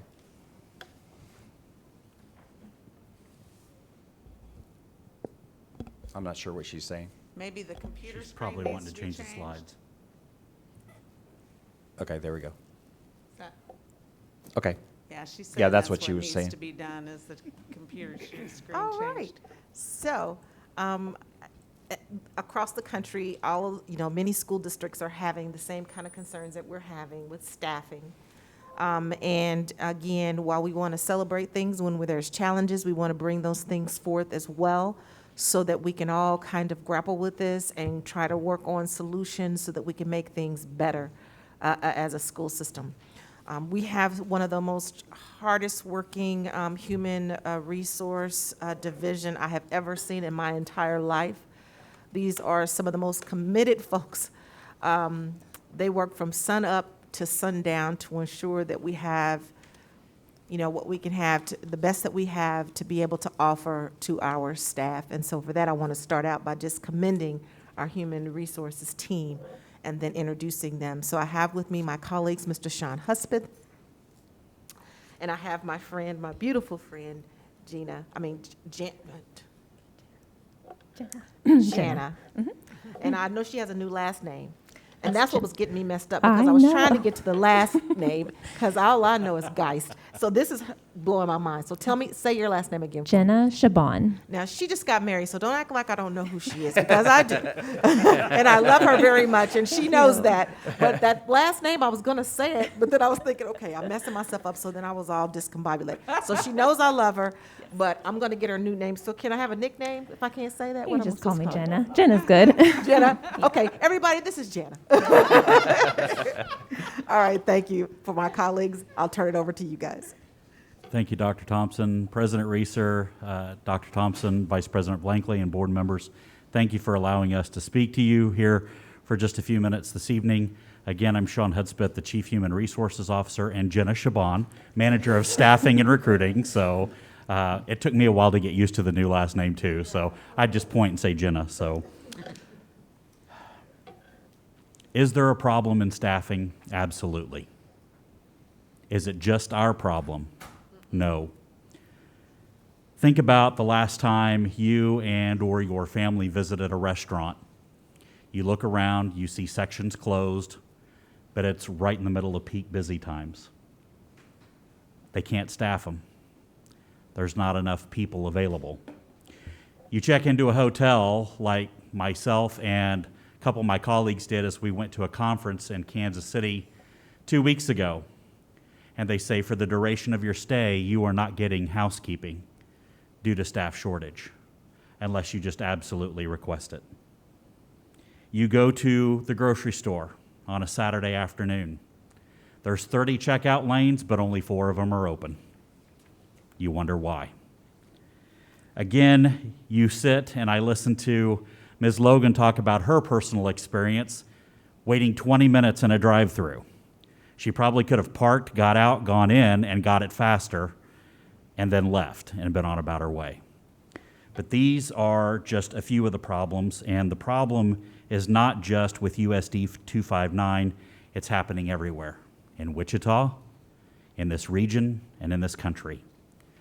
We have collaborated and listened to many of our colleagues at the Kansas Association of School Boards and listening to other districts talk about their challenges. Tonight, you're going to hear a few of ours, but we've come with some short-term solutions and some long-term solutions. We have collaborated with our friends at the Council of Great City Schools. And believe it or not, we start blowing the whistle very early in the morning when we're in the mid to lower 60 percentile in terms of a fill rate, when my guest staff team goes in at 5 a.m. in the morning. And yet, people like the Independent School District of Dallas, Texas, Baltimore, Maryland, Charlotte, North Carolina, those are just a few that look at us and go, what are you worried about? Why are you blowing the whistle at 60%? We said, because it's not acceptable. They're starting in the 40 percentiles, 50 percentiles, and are worried about that. So while we are glad to share our ideas with other school districts, I want you to know that it's a critical thing for us. It weighs on our minds now. It has been since school started, and will probably for the remainder of this school year. So tonight, Jenna and I would like to present to you with just a little update on where we are at in our district and give you a snapshot of the information that we have prepared. So in front of you is the current and historical vacancies, and I'm going to turn that over to my colleague, Jenna Shaban. Thank you, Sean, for that lovely introduction. Thank you, President Reeser, Superintendent Thompson, and members of the board for this time tonight to go over some of our current numbers, some of our current challenges, and what we have in store for Wichita Public Schools so we can drive these numbers forward. So what you see in front of you is a current and historical vacancy list. These numbers were pulled as of last week. They've changed since last week, even just today. So I do want to draw out that this is a 3-year look back, starting by key categories. They're broken down by elementary school teaching, middle school teaching, high school teaching, special education teaching, paraeducators, certified support staff, and so on and so forth. The first column is this year's numbers, so 21-22 data. Then we go back 1 year and then 2 years just for comparative numbers. As you can see, this year's numbers are dramatically up from the last 2 years. And one could make a number of assumptions off of the reasons for those increases. I do want to specifically speak about the elementary, middle, high, and special education teaching positions. Those numbers are up by almost double.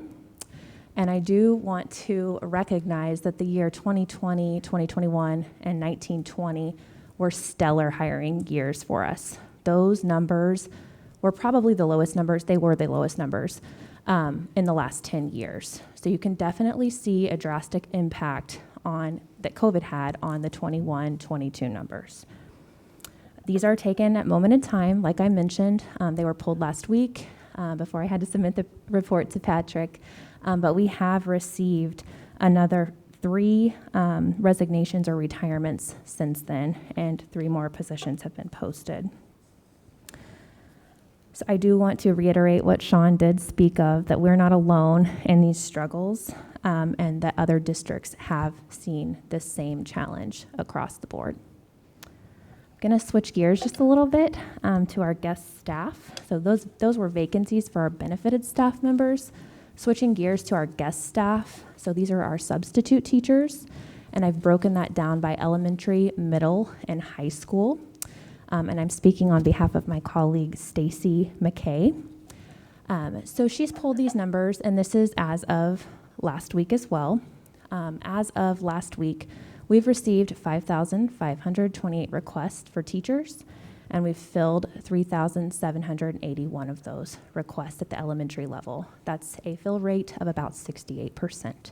As Sean mentioned, that is not typical. We will definitely see that in the next slide. However, we are significantly above the nation averages. The next line item is capturing our Pera data. To date, we've received 3,661 requests, and we've filled 1,199 of those for a fill rate of 33%. I do want to point out that our guest staff team is made up of 3 individuals, like Sean said, who come in at 5 o'clock at night, or 5 o'clock in the morning, and they stay until 5 o'clock at night and work on into the evening. So they are working very hard. We're only in October, and we've already received almost 6,000 teacher requests for fills. So that's pretty remarkable. At the middle school level, we do see a little bit of an increase for teacher fill rates. It's up to 83%, as well as paras. You do have to keep in mind that our elementary schools represents our largest population for those requests, and we're glad to see that we are seeing higher fill rates at the middle school level. And lastly, we're looking at high school level teacher fill rates and para fill rates. Teachers, we're filling at a rate of 83%, paras, again, at 64%. It's no doubt that our teachers are feeling the struggles in the classroom, and that's because largely in part that they normally receive, and some do get, a lot of para support in the buildings. But that is the lowest percentage of fill. That's where our biggest numbers of openings are. So if the teachers are not having the para support, imagine all the extra work, like what Mr. Lewis alluded to earlier in his presentation, said that they're doing. They're spending more time trying to get things done in their planned periods, in the evenings, when they're normally able to give these items to a para to go down and copy off, go home and cut out and do other things. It is having an impact on our teaching staff. The next slide we want to talk about is the guest staff actively working. So again, this is a 4-year look back, just representing the total number of teacher absences per school year, the fill rate, and the active number of substitutes that we had working. So starting just from left to right on 2018-19, you can see that number, that 69,000 number, that represents an entire school year of data. As we all know, 2019-20, the pandemic started, so that represents August through March when we went out. 2020 and 2021 represents all school year last year, but as you all know, some of our staff were not in buildings, some of them were working remotely, which would explain that drastic decrease. And then this year's data is year to date. So we're only in October, and that is what we have so far. I would say typically on an average year, we do kind of hover around that 88th percentile mark for fill rates, which is very good. Last year it took a dramatic decrease just because we saw a number of things happening. Many of our substitutes are retirees of the district, and we are so thankful that they come back and work with us. But when the pandemic first started, there was a lot of fear around that, and it really did drive down some of those fill rate percentages because we didn't have as many active staff working. We've seen that across the nation. You can see in 2018-19, we had over 1,000 active subs working. As of today, we're down to 454. That is telling. That is so telling. It gives me goosebumps to say that, just because I know how hard our team works to try to get these vacancies filled, these absences and vacancies filled, and we just don't have the pool that we did in 2018 and 2019. Same can be said as of paras. Actually, our active subs that are working as paras did not drop as drastically as our teacher pool did, but our fill rates are just not where we would like them to be. And I will add, when we do have applicants, we do try to heavily recruit for the teacher pool. We will hire paras, and of course, we're always looking for paras, but we do try to heavily recruit for the teacher absences. All that takes is an eSub license, 60 college credit hours, and an active application with the district. And we really try to push for that teacher absence pool to be a little bit higher. While we have invested a lot of time and resources into our guest staff, again, trying to relieve the teachers when they need a substitute, we have done so through increased wages for all of our guest staff, but that doesn't take the place of some of these challenges that we have here before you. We simply know that people are suffering from COVID fatigue. Mental and physical well-being, there are certainly many challenges there. We're combating that each and every day through our robust EAP program and the various services that we offer, plus all of our emergency action teams that are in place. But again, people are getting tired mentally and physically. We know that there's increased late resignations and retirements going on throughout our district. We have seen the numbers. National Education has put out nationwide teacher shortages. We are so very hopeful that KSDE will be making some changes to the transition to teaching program here in the very near future. And we are doing everything we can to work with our government affairs team, Mr. Davis, and lobby for such a thing so we can get more people who have a degree in a certain line, like if you have a math degree or you have a biology degree, that you can get into teaching math or science without an education degree. We've seen and talked about the decreased applicant pool, the lack of enrollment in education programs, and that information is coming to us directly from the colleges that we work with, which is well over 50 different colleges within our region. Unemployment challenges. Thankfully, on Labor Day, that ended. We're not talking about the fact that we're happy that benefits ended for people that need it, but the fact that it means that there are lots of jobs available for people to go to work, not just in our industry, but in lots of others as well. And there's also licensure challenges, especially in the special education programs, because it does require a master's degree. We looked at the SPED pilot program. We had about 20 to 30 different folks in that program, but KSDE is still reviewing it to determine the success rate. So again, the Council of Great City Schools has talked about their percentage of fill rates. We've even heard of school districts deploying National Guard members to drive school buses because there's simply not enough people to get kids on the bus and get them to school. We would like to ask anybody that works for First Student if you would like, after you finished your bus route in the morning, to go and serve lunch and help out our nutrition services staff. We would love to see you take a role in the schools just to help serve lunch to all of our kids before you go back and pick up your bus for your afternoon routes. So these are some of our current challenges. Now that we know and have identified all of those things, let's take a deep breath and talk about some initiatives and some solutions. Jenna's going to talk about some of these short-term ones. So we have short-term recruiting initiatives and long-term recruiting initiatives, and I want to list out a few things that we're going to be doing over the short term to drive up these numbers. We have hosted 2 in-person guest staff hiring fairs since we were given the green light to do so. And studies show that in-person recruiting is much more effective than the virtual recruiting that we did have to resort to last year. We've collaborated with strategic marketing to advertise our hiring fairs in critical need positions such as our special education, math, science, and guest staff positions. We've created and distributed yard signs to advertise our need, which I hope that many of you have seen outside various schools. It's a 2-sign strategic marketing initiative where we are advertising our website and hopefully attracting more than just the people that are on social media. Dr. Thompson spoke about that a little bit earlier.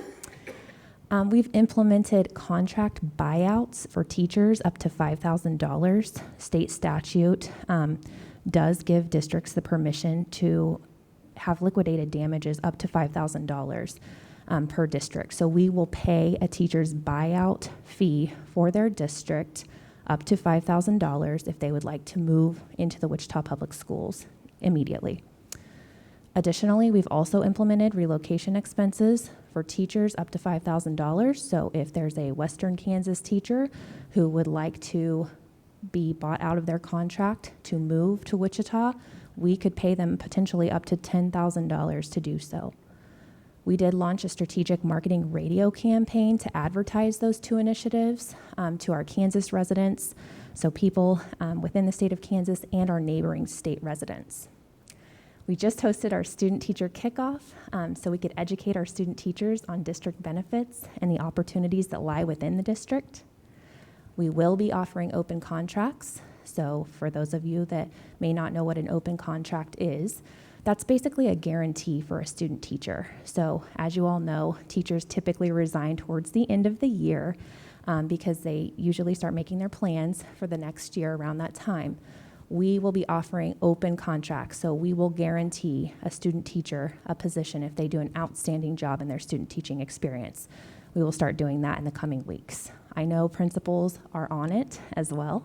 We've already made a few offers for next school year. So I know this really takes a village to accomplish all of this, and principals are already, just out there recruiting. We have registered to attend 43 education job fairs for the 21-22 school year. Those usually take place in the spring, but we've seen an increase in those over the fall. So we will be attending those this year. That's a typical number for us. In addition to that, we are attending panels. We're going to the workforce center. We are really just trying to reach out to any avenue that we can advertise our vacancies. We've created some mailers to send out to homes throughout the Wichita residences, and we're going to work with strategic marketing to look at geofencing opportunities for those as well. We've communicated our district staffing needs on local news networks and advertised upcoming hiring fairs. And we've also added 2 recruiting FTE, one on my team, so one recruiter that does hiring, and we've just posted one for the special education team as well. I don't have this bullet item listed, but we are working very hard on a new applicant tracking system implementation, which will get our candidates in the hands of hiring managers much sooner. Right now, we touch over 75,000 applications on my team every year, and we have to look at every application manually. So it does take some time to vet through those thoroughly, and with this new system implementation, we will be able to do that a lot more efficiently and effectively so hiring managers can see their candidates more expeditiously. Some of our long-term recruiting initiatives, we have expanded the Grow Your Own Teacher program from hard-to-fill focus areas of SPED, math, and science to all areas of classroom teaching. So that includes elementary school teaching, and we've also opened that up for our TAP friends at Wichita State. We've also expanded the employee referral bonus program to include payouts for our guest staff teachers, as well as our Peras. So if you know anyone, please send them our way. Scheduling and participating in visits to Educators Rising classrooms. I've already been out to Northwest High School. Thank you, Paul Kitchen, for inviting us and giving us that opportunity to talk to the Northwest kids. And we are discussing opportunities for careers at USD 259 to gain traction for the Grow Your Own Teacher program. I think Ernestine mentioned going out and talking to middle school students as well. We did do that in 2019, and we have plans to do that again this year. So if we can plant the seed early for anyone that has, an interest in education, not just teaching, but if you want to be a para, a custodian, an administrative assistant, a principal, it's good to just start those conversations early. We're continuing to build partnerships with local universities and colleges, and we've emphasized a focus on our co-op positions in education and outside of education, as well as our avid tutoring positions. We've increased pay on those positions from $11 to $15 an hour to attract more students, so we're competitive with some of our neighboring employers. Some of our next steps is we are going to get aggressive with strategic marketing, recruitment, and social media campaigning for our needs. So that is something that we've really kind of limited a focus on, but as Dr. Thompson mentioned, it takes all kinds, and it takes a village, and it takes a lot of communication with a lot of different targeted markets in order to get these needs met. We're creating principal toolkits, which I'm very excited about.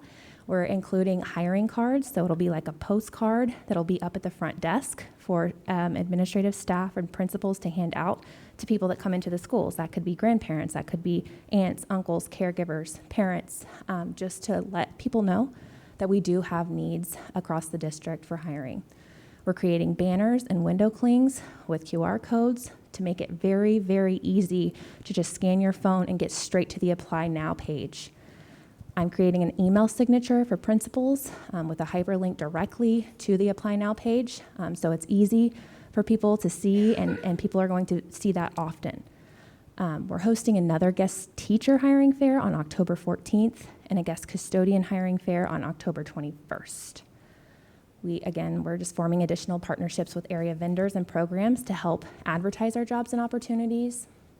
We do have human resources workshops for leaders, but we're developing staffing workshops for our current employees and prospective employees. So things that would be included in that would be like resume writing workshops or cover letter writing workshops, mock interviews for current employees for promotion opportunities, as well as prospective employees, and that would include our student teaching staff. And then lastly, we're furthering training opportunities for guest staff to ensure that they're prepared for the classrooms and that they feel that value by the district. So what are some positive things that have come out of what you've heard here this evening? We have 66 student teachers in our buildings this fall. We're anticipating another 160 to 180 student teachers for this coming spring. We know, again, unemployment benefits ended back on Labor Day, so people are actively looking for jobs. We can't let off the gas. We have to keep it floored, and we have to stay out there in front of everyone. The district and its labor unions are collaboratively working together to staff buildings appropriately. We've had some great conversations with our friends at United Teachers of Wichita. We are working with them. We've had good conversations with our folks at the service employees unions. Again, this is Customer Service Week, so if we're going to continue to provide the excellent level of customer service that USD 259 has been known to provide, we've got to have great people. We've got to have great people from the beginning to the end, and like Dr. Thompson said, everything in between. So our Help Wanted sign is out. The light is on. We're just waiting for those of you who are looking for a job, who are looking for a career, to please apply. We stand for questions. And thank you, Sean. We do have some. Julie? Yes, we do have excellent teachers and staff in Wichita Public Schools, and we got to keep them. So I know this is difficult having all these vacancies. The health field, I'm sure Stan can attest to that. I also serve on the Grace Med Board, and we're having trouble in the health industry getting positions filled as well. My question that I would like to ask is, seeing this huge para educator number here, looks like the largest, it's the biggest area of vacancies, even though there's challenges in a lot of areas. And then, of course, the guest para is low fill as well. My specific question is, I know para-educators support teachers, like you spoke of, but a lot of times also a special ed child will have maybe a para assigned to them as a one-on-one support. That's correct. Are we being able to keep up with our special ed needs for paras? Because a lot of times those are actually written in their IEPs? Yeah, and their IEPs for special ed kids. So where are we at with that? I probably can't speak to exactly where we're at on the special education side. I see Vince is in the audience. I can say that we do have a deficit, and I can address the big number increase of paraeducators over the years. So I can do that for you. In 1920, the 29 number that's represented there was benefited paraeducators. In 2019-20, we had a position called Temp Aid Instructional Support, and we did convert all of those positions, which was over 400 positions, to partially benefited positions. And in 2020, 2021, we started posting those individually. So previously, up until last October, those were represented by a pooled posting, which could be anywhere from 50 to 70 openings. So there's a little bit of a difference there. The real numbers that you were probably looking at, if we would have considered the temp as assistant para jobs, would have been about 50 to 70. So it wouldn't have been such a drastic increase, but definitely have seen some of those increases since then. So. Does And- that help? And I'll And Ms. ask- Hedrick, I think we'll let Dr. Vince Evans kind of address that I'll defer to a Vince. moment too, because he's got his finger in the pulse on what's going on in the SPED department every day. He's our SPED expert here. Thank you, Sean. Thank you, Jenna. You asked an excellent question regarding IEPs and IEP compliance. If it's in an IEP, we are federally mandated to provide those services. And here's where I want to give kudos to all of my colleagues that are out in the field, because they are doing tremendously difficult work right now, putting that puzzle together each and every day to make sure those minutes are met.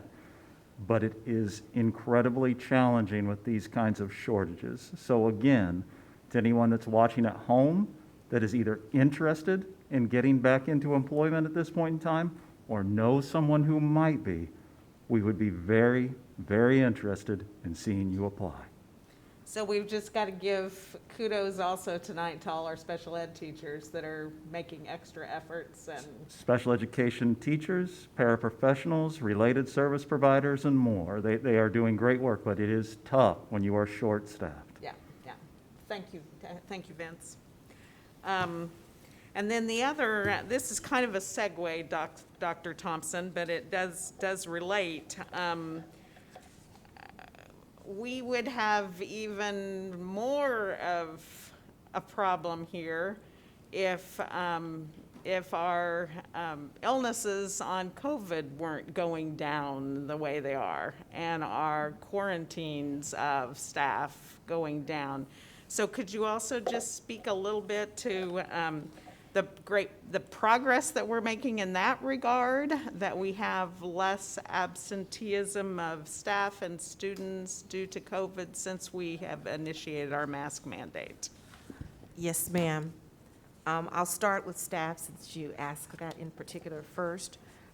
Since the mask requirement that was placed, we put in place, we are down 71% from when we started wearing masks.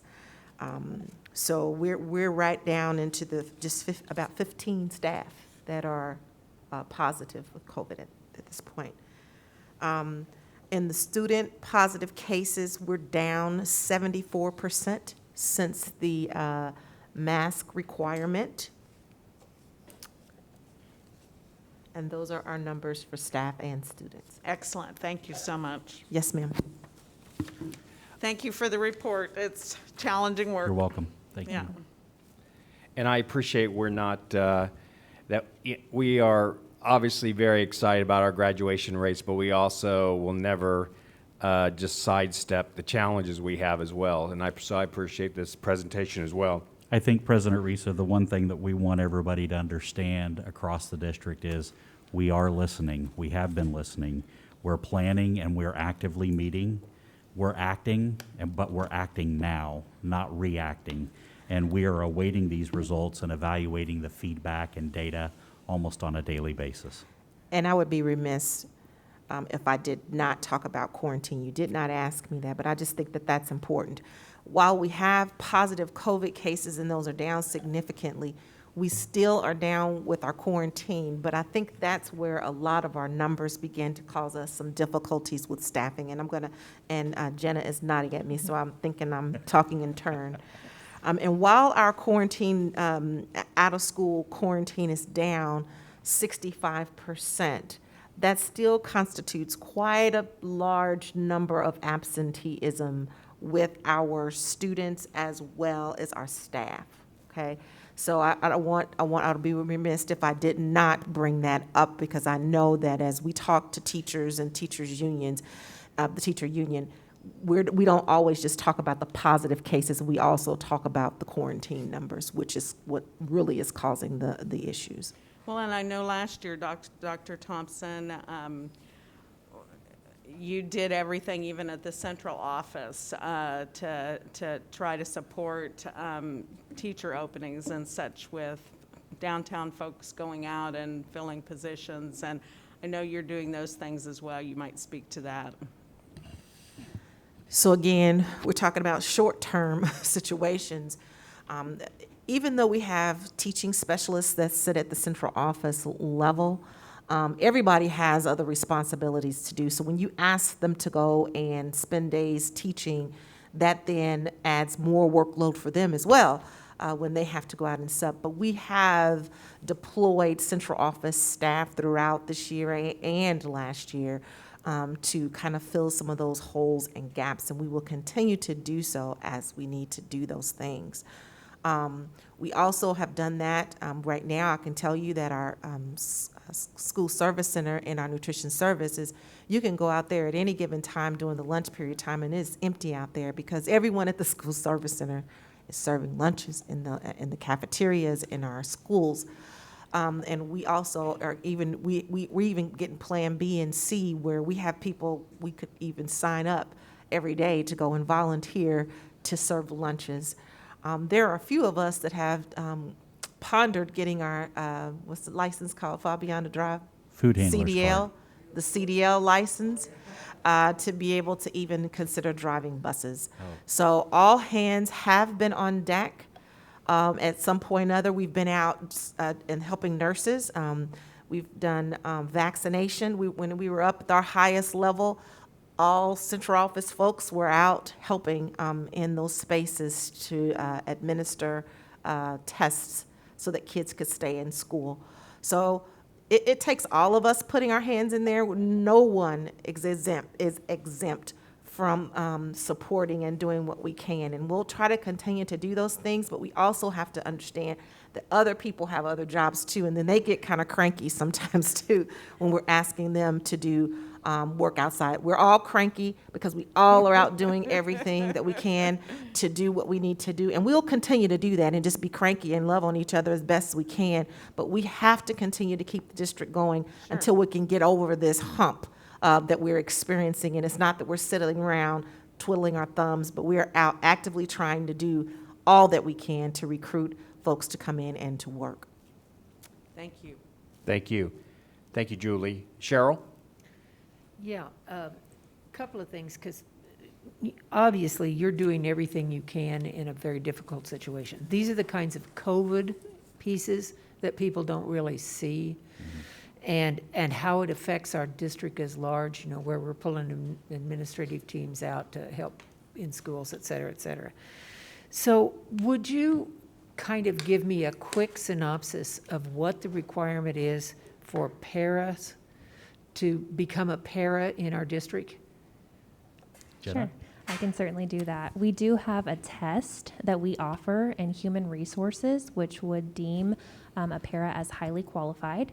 And that test is free of charge. All you would need to do is call Human Resources at 316-973-4605 to schedule that test. And we offer that every day of the business week, Monday through Friday, 7:45 to 4:45.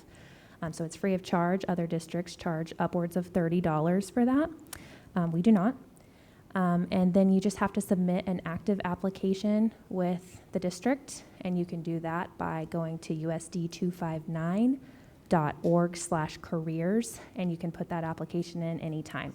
We're actively looking at all applications. I said my team of 11 is looking at all of those applications daily to ensure that principals have quality candidates in their candidate pool. So. And I would assume that, is there an age requirement for There paras? is. Thank you for asking. There is an age requirement. It is 18, and we do require that you have a high school diploma or GED. Again, I want to really thank Northwest High School. Mr. Kitchen schedules a field trip every year and has his seniors come take the Parapedy now. And they can take that to any school district in Kansas. We would love for them to stay here, but they can take that to any school district in Kansas and be qualified as a paraeducator. So just as an example, if we have students graduate in December, they can apply in January to become a para in our district? Yes. As long as they're 18, yes. Yes, Yep. 18 and high school diploma and Parapedy? test or 2 years of college, is that correct? So we do require that it is the Parapedy now for administrative purposes, but it is a 80% pass rate. We have study materials available, so we can send those to anyone who would like to utilize those. Okay. And before you go, Jenna, can you even elaborate on the para? Once they become paras, there's another process to help them to become a teacher too. Can you Correct. please explain that? Sure, we have a Grow Your Own Teacher program. We do require that those paras are a para for the district for 1 year, and they do have 60 college credit hours in order to apply. They can apply on our website, usd259.org/careers, and we have a committee that basically reviews those applications every semester. And we do offer to pay for up to $3,600 annually for books and tuition for anyone that's looking to get into education. And that is something that I talk about with our high school juniors and seniors. I have a special flyer for them that I kind of walk through so they can see the progression and how the district would help with that. Special shout out to our friends in special education. They also have a forgivable loan program that will pay for up to $9,000 towards that master's degree and move you further along on the salary schedule. Great. Perfect. Okay, and one other question kind of along the same lines, because you alluded to this, that the state is looking at the transition to teaching changes. And in that program, that's what the licensing is done on and so on for teachers to come in. What kinds of things are they looking at, and how would it affect us? It's very early right now. They've just really kind of thrown the topic out there. We're really trying to stay in tune and, like I said, do what we can. But as the state's largest school district, what we're hearing from them is that, like I had mentioned, if somebody has a math degree or a biology degree, or even if you just have a degree in business, you might have an accounting degree or a finance degree. That might help you transition to getting licensure in the state of Kansas. And what they're trying to do is get those individuals who may want to get out of working, say, in a stock brokerage firm and want to come teach personal finance in a high school. And if they want to make that career change, they can do that with that finance degree. So it's very early on. We're watching and waiting to see what they're going to do, and we're going to try to do everything we can on our end to support those initiatives, because Kansas is not the easiest state to obtain licensure, especially if you're coming from another state. Right. So we have spoke to that. We have sent that message up to the state, and we are connected with those folks at KSDE, but we're really trying to make every effort, Ms. Logan. Thank you. And we'll just have to wait and get information as that comes down, because that's driven by the State Department of Ed, not us locally. Correct. Yes. That is correct. It comes from the state level. Right. Well, we wish we had a magic wand and could change this situation, but I'm very impressed that you have looked short-term, you have looked long-term, you're trying to look into the future to try to figure out what we do. This is a problem that we would wish could go away tomorrow, but unfortunately, in the world we live in right now, it's probably not going to. You're correct. Okay, thank you. You're welcome. Thank you, Cheryl. Ben? Ben Blankley, District 1. When this school year started, I came to the conclusion very quickly that the elementary school day starts at 9 a.m. and goes till 4:10, and I couldn't get a full 8 hours of work in during that time period. So I knew, being an insider as I am, that there was a latchkey available for a small fee every day that my kiddo could be in, so I could maintain that full 40-hour work pattern.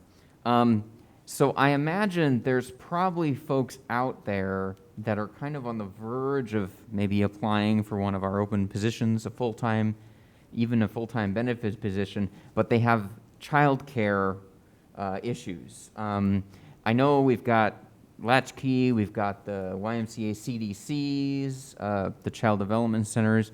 Are there other programs or opportunities that we have either in the district or partnering with people for childcare beyond the typical school day that would allow a worker that's kind of on the edge of... So you identified our two most popular. Do you know of any? Those are the two that we are Okay. able to offer at this time. With that being said, it has been discussed. We have started discussions about looking at the opportunity for that, but there's a lot of factors that come into play when you start thinking about that. Of course, it would require more staff, and there's some other factors that we would have to really vet through. I know Susan Willis is sitting behind me, and I don't want her to throw things at me if I mention that we would explore the idea of our own child care centers, but that's a premature conversation at this point. Understandable. The job that fits well with that, and I'll look up at Fabian and he can look at me and say, yes, I'm saying this correct. But there are, back in the day, we used to, and we have resumed this practice where you could be a bus driver. If you choose to do a job and it doesn't fit in and you don't have any child care, you can actually, and there's stipulations, but you could drive a school bus and you can actually bring your own child with you to be able to ride on the bus with you as you do your job. So that would be a perfect job for someone who wants to go back into the workforce and have difficulties finding childcare. That would be an option for them, and we are hiring there as well. Yeah. Okay, thank you. Thank you. Thank you, Ben. Ernestine? Follow up on that. Am I correct that the first student bus driver wage is what? $18 an hour? It's 18. I believe it's 18. Fabian? Yep. Fabian's nodding. He's shaking his head yes, so I thought that was right. Okay, one other question. If we had some people out there that once had been certified but are not now certified, can they come in and become teachers and get certification while they work for us? Just updating their certification. It's not that they're starting from scratch, but so they're they will allow that. We do. We have a licensure specialist on my team that works directly with prospective employees. And for those that have let their license lapse, we will work with them to get recertified. I do have one caveat. So retirees who are drawing the bridge, we do not hire retirees drawing the bridge. And that's a keepers thing. But we will work with anyone who needs to recertify. Okay. It's not that we don't hire the ones on the bridge, it's because if we do, they would lose that bridge. Their bridge, Okay. yes, Yeah, correct. I just want to clarify that. I'm sorry. That's Qualified plan rules, sorry, we can't get around them. Yeah. We would love to. That And would we are open up. advocating, so I want teachers and folks to know that we're not just standing around saying what we can't do. We also go to the appropriate folks and we advocate for those laws and those things to change. So if there's opportunities for you to engage in that, to support as well, sending letters to the appropriate folks, requesting those things to be removed would be very much welcomed. Okay. I know a couple of people that were once teachers and then went on to industry, and I'm going to try to see if we can't lure them back. Well, we have an excellent licensure department, and Caitlin Rawcliffe is phenomenal at what she does, and she knows those rules in and out, so please refer Okay. them. Yes. Thank you, Sean. I think that's all the questions we have, unless there's any other last moment. Okay? Just thanks. Thanks for all You're you're welcome. doing. Thank you. Thank you. Patrick, next item, please. Before Oh, we do yes, that, go ahead. one more thing. I just wanted to just give a shout out to all the folks in the buildings and in the central office who are working hard to try to, who are filling the void. That's what I'll say, for filling the void, because I know that it is extra. We're asking everybody to do extra right now, and it's tough. And I just wanted to recognize that and let people know that we do see you and we do recognize, and we're doing everything that we can to try to fill those spaces so that you can have some relief. And we'll continue to work with our partner with UTW and SEIU to continue to brainstorm and continue to find solutions to fill the voids. Thank you, Dr. Thompson. Patrick, next item. Next item, under miscellaneous, superintendent's report. Okay, I won't do very much. I'll just kind of quickly highlight a couple things. Most of you know, of course, in our district, we have 24 magnet school programs in our school district, and I want you to encourage folks to look at that at www.usd259.org/magnet. And you wonder why I'm asking you to look at that. That's because we are already gearing up for next year already. And our magnet school applications will be out here in just a few ticks, as my grandfather used to say, a few minutes. not too long in the future. And our deadline for our magnet applications, once you go on there, is January the 28th. And then our deadline for our elementary and middle school magnets is February 18th. And I know parents are already trying to get themselves situated for the school term, and just know that we're ready for you to begin to look at that website, to look at the educational opportunities that we have available for you and your student. And second, I want to talk just a little bit about literacy. That's a theme for this week. And Wendy mentioned that we were at Riverfest this past weekend, passing out books to all of the young folks. That was a very fun time. We actually gave away about 1,000 books, free books, to our community, along with our partners from United Way. So I want to make sure that you all have knowledge of that. And then also, along with this Literacy Week, you can also look at Read Along with Superintendent Thompson. There is a series on WPS YouTube station, and it's my favorite thing in the whole wide world, probably, of my job, is the Read Alongs with Superintendent Thompson. They're so fun. Oh my God, kindergarten teacher. So you can find them at www.usd259.org/readalong. And again, make sure we're up to age about 7 or 8, would really find interest in that. But that's not true, because my daughter watches it, and she's in high school. But anyway, keep watching them. All right. And also, just one more thing about literacy is our Read to Succeed volunteers start reading to 2nd and 3rd graders in our buildings this week. So we're really excited to welcome our partners with United Way with the Read to Succeed program. Yay, yay, yay. And then last and finally, I don't really like to talk about COVID as much anymore, but I just want to say thank you to all of our students and staff for wearing your masks. As I shared before, some of the data, we are down significantly, and it has made a difference for us wearing masks in our schools. And I know that, I just want to say that. So we'll do everything that we can to continue to keep our students and our staff safe in our buildings. And that ends my remarks. Thank you.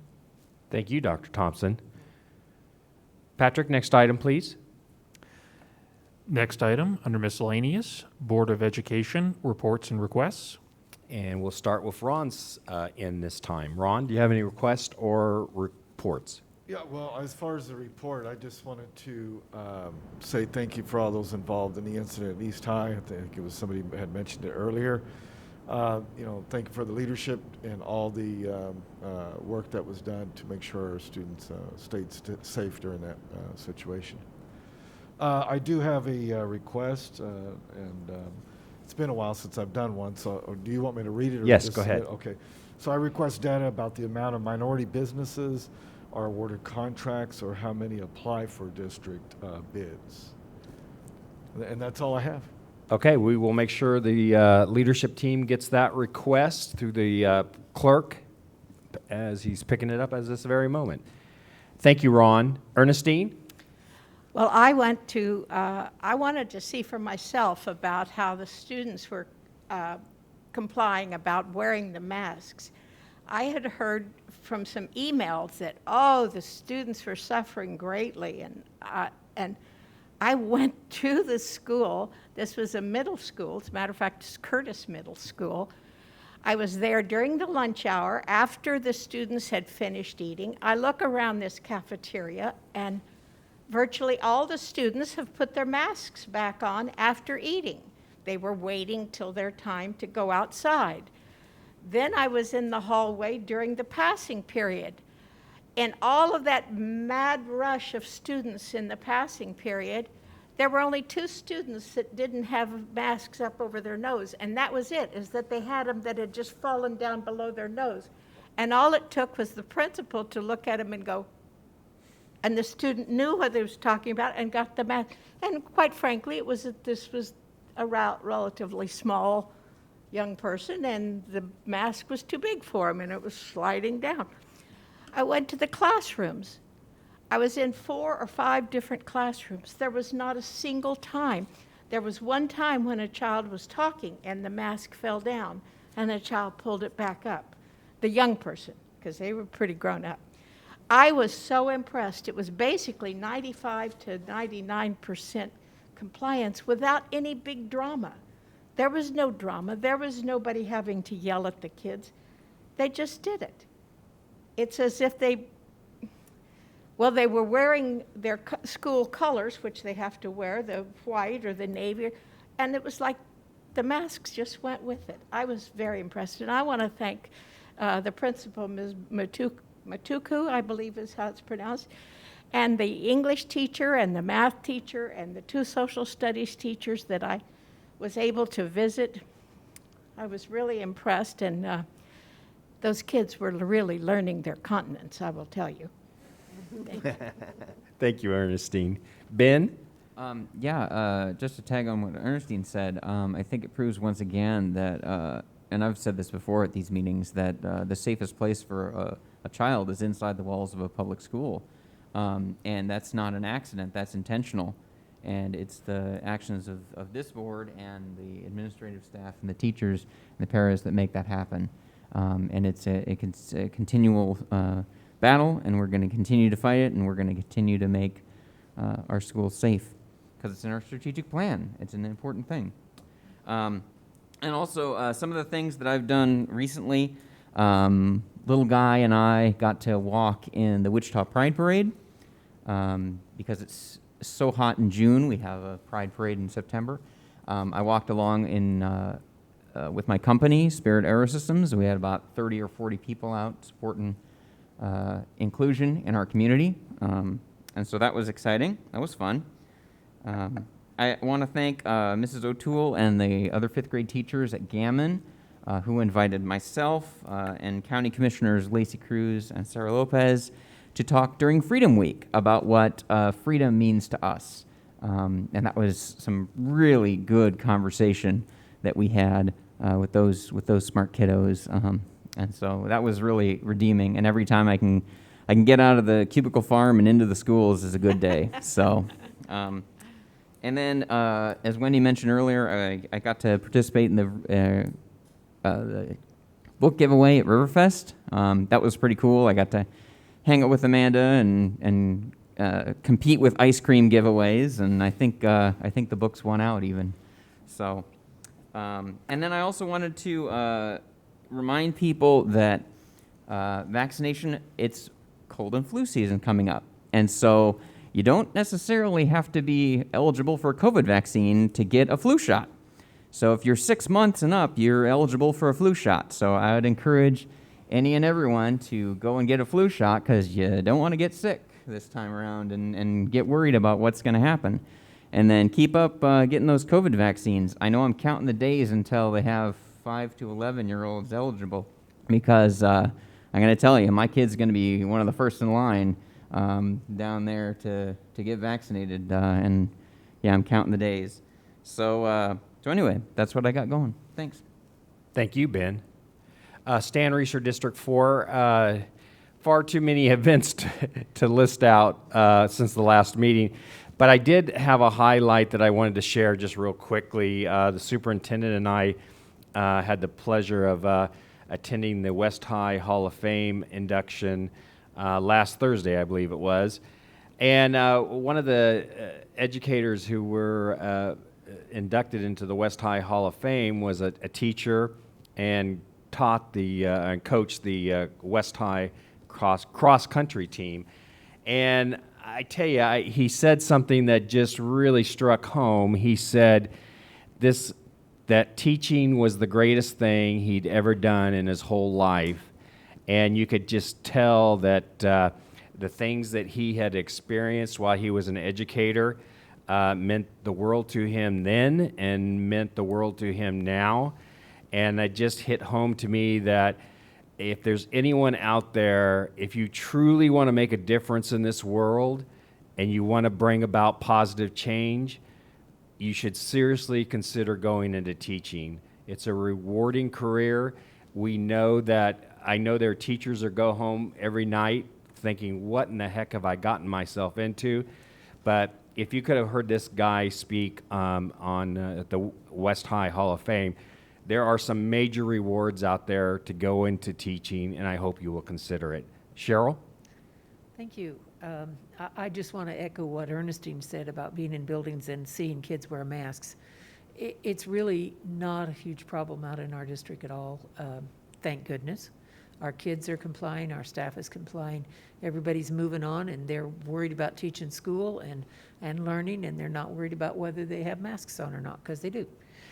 I was able to go to a football game, first one that I've been able to attend this year, and it happened to be at Northwest, and they won, first of all, which was good. But I was very impressed with the safety features that were at that game. There was quite a few security officers and some off-duty police officers there, but the crowd complied. They said, you know, you can't play in the open areas and so on. And people complied with that. There didn't appear to be any problems at all. So thank you to our community for supporting us, because that's what helps keep all of us safe. So thank you very much. Thank you, Cheryl. Julie? We've had a lot of thank yous for wearing masks. I'm going to say thank you to those who have gotten a vaccine since we met last. Thank you, Julie. Mia? I'm just curious if there's something that anyone, like a parent, myself, can do as far as volunteering. Just some small, quick things I can do to help alleviate anything for teachers. Like I cut papers. I can't grade anything because I will have all the wrong answers. But just something small that we could probably come in for an hour during our lunch breaks and help out. Is there anything like that?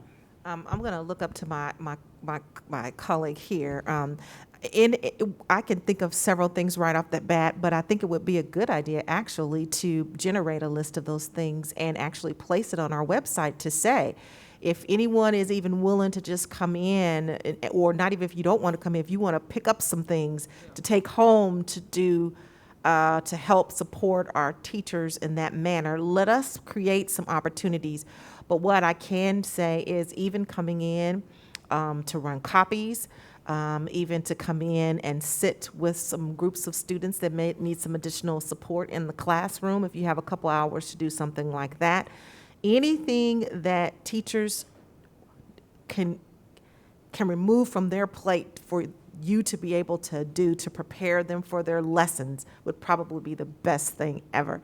So I'm going to work with my colleague to see if we can generate some lists to see if we can pass that along for things, and maybe not even just for teachers, but if you don't want to go into the classroom, you're uncomfortable in a school setting, there could be some things maybe at the school service center and the other areas that may also could use some volunteering, looking at the legal to see, making sure that all of those volunteer forms are filled out and all those other things that we need in order for us to be able to keep still the environment safe. But we'll work on that. I think that's a great idea for folks who don't want a job but want to volunteer. And I was just saying it because I think if we get more people that are doing these things and they can see the impact that they're having, they're going to be more invested in seeing the school district succeed. They're going to have more of a buy-in in what we're all trying to accomplish.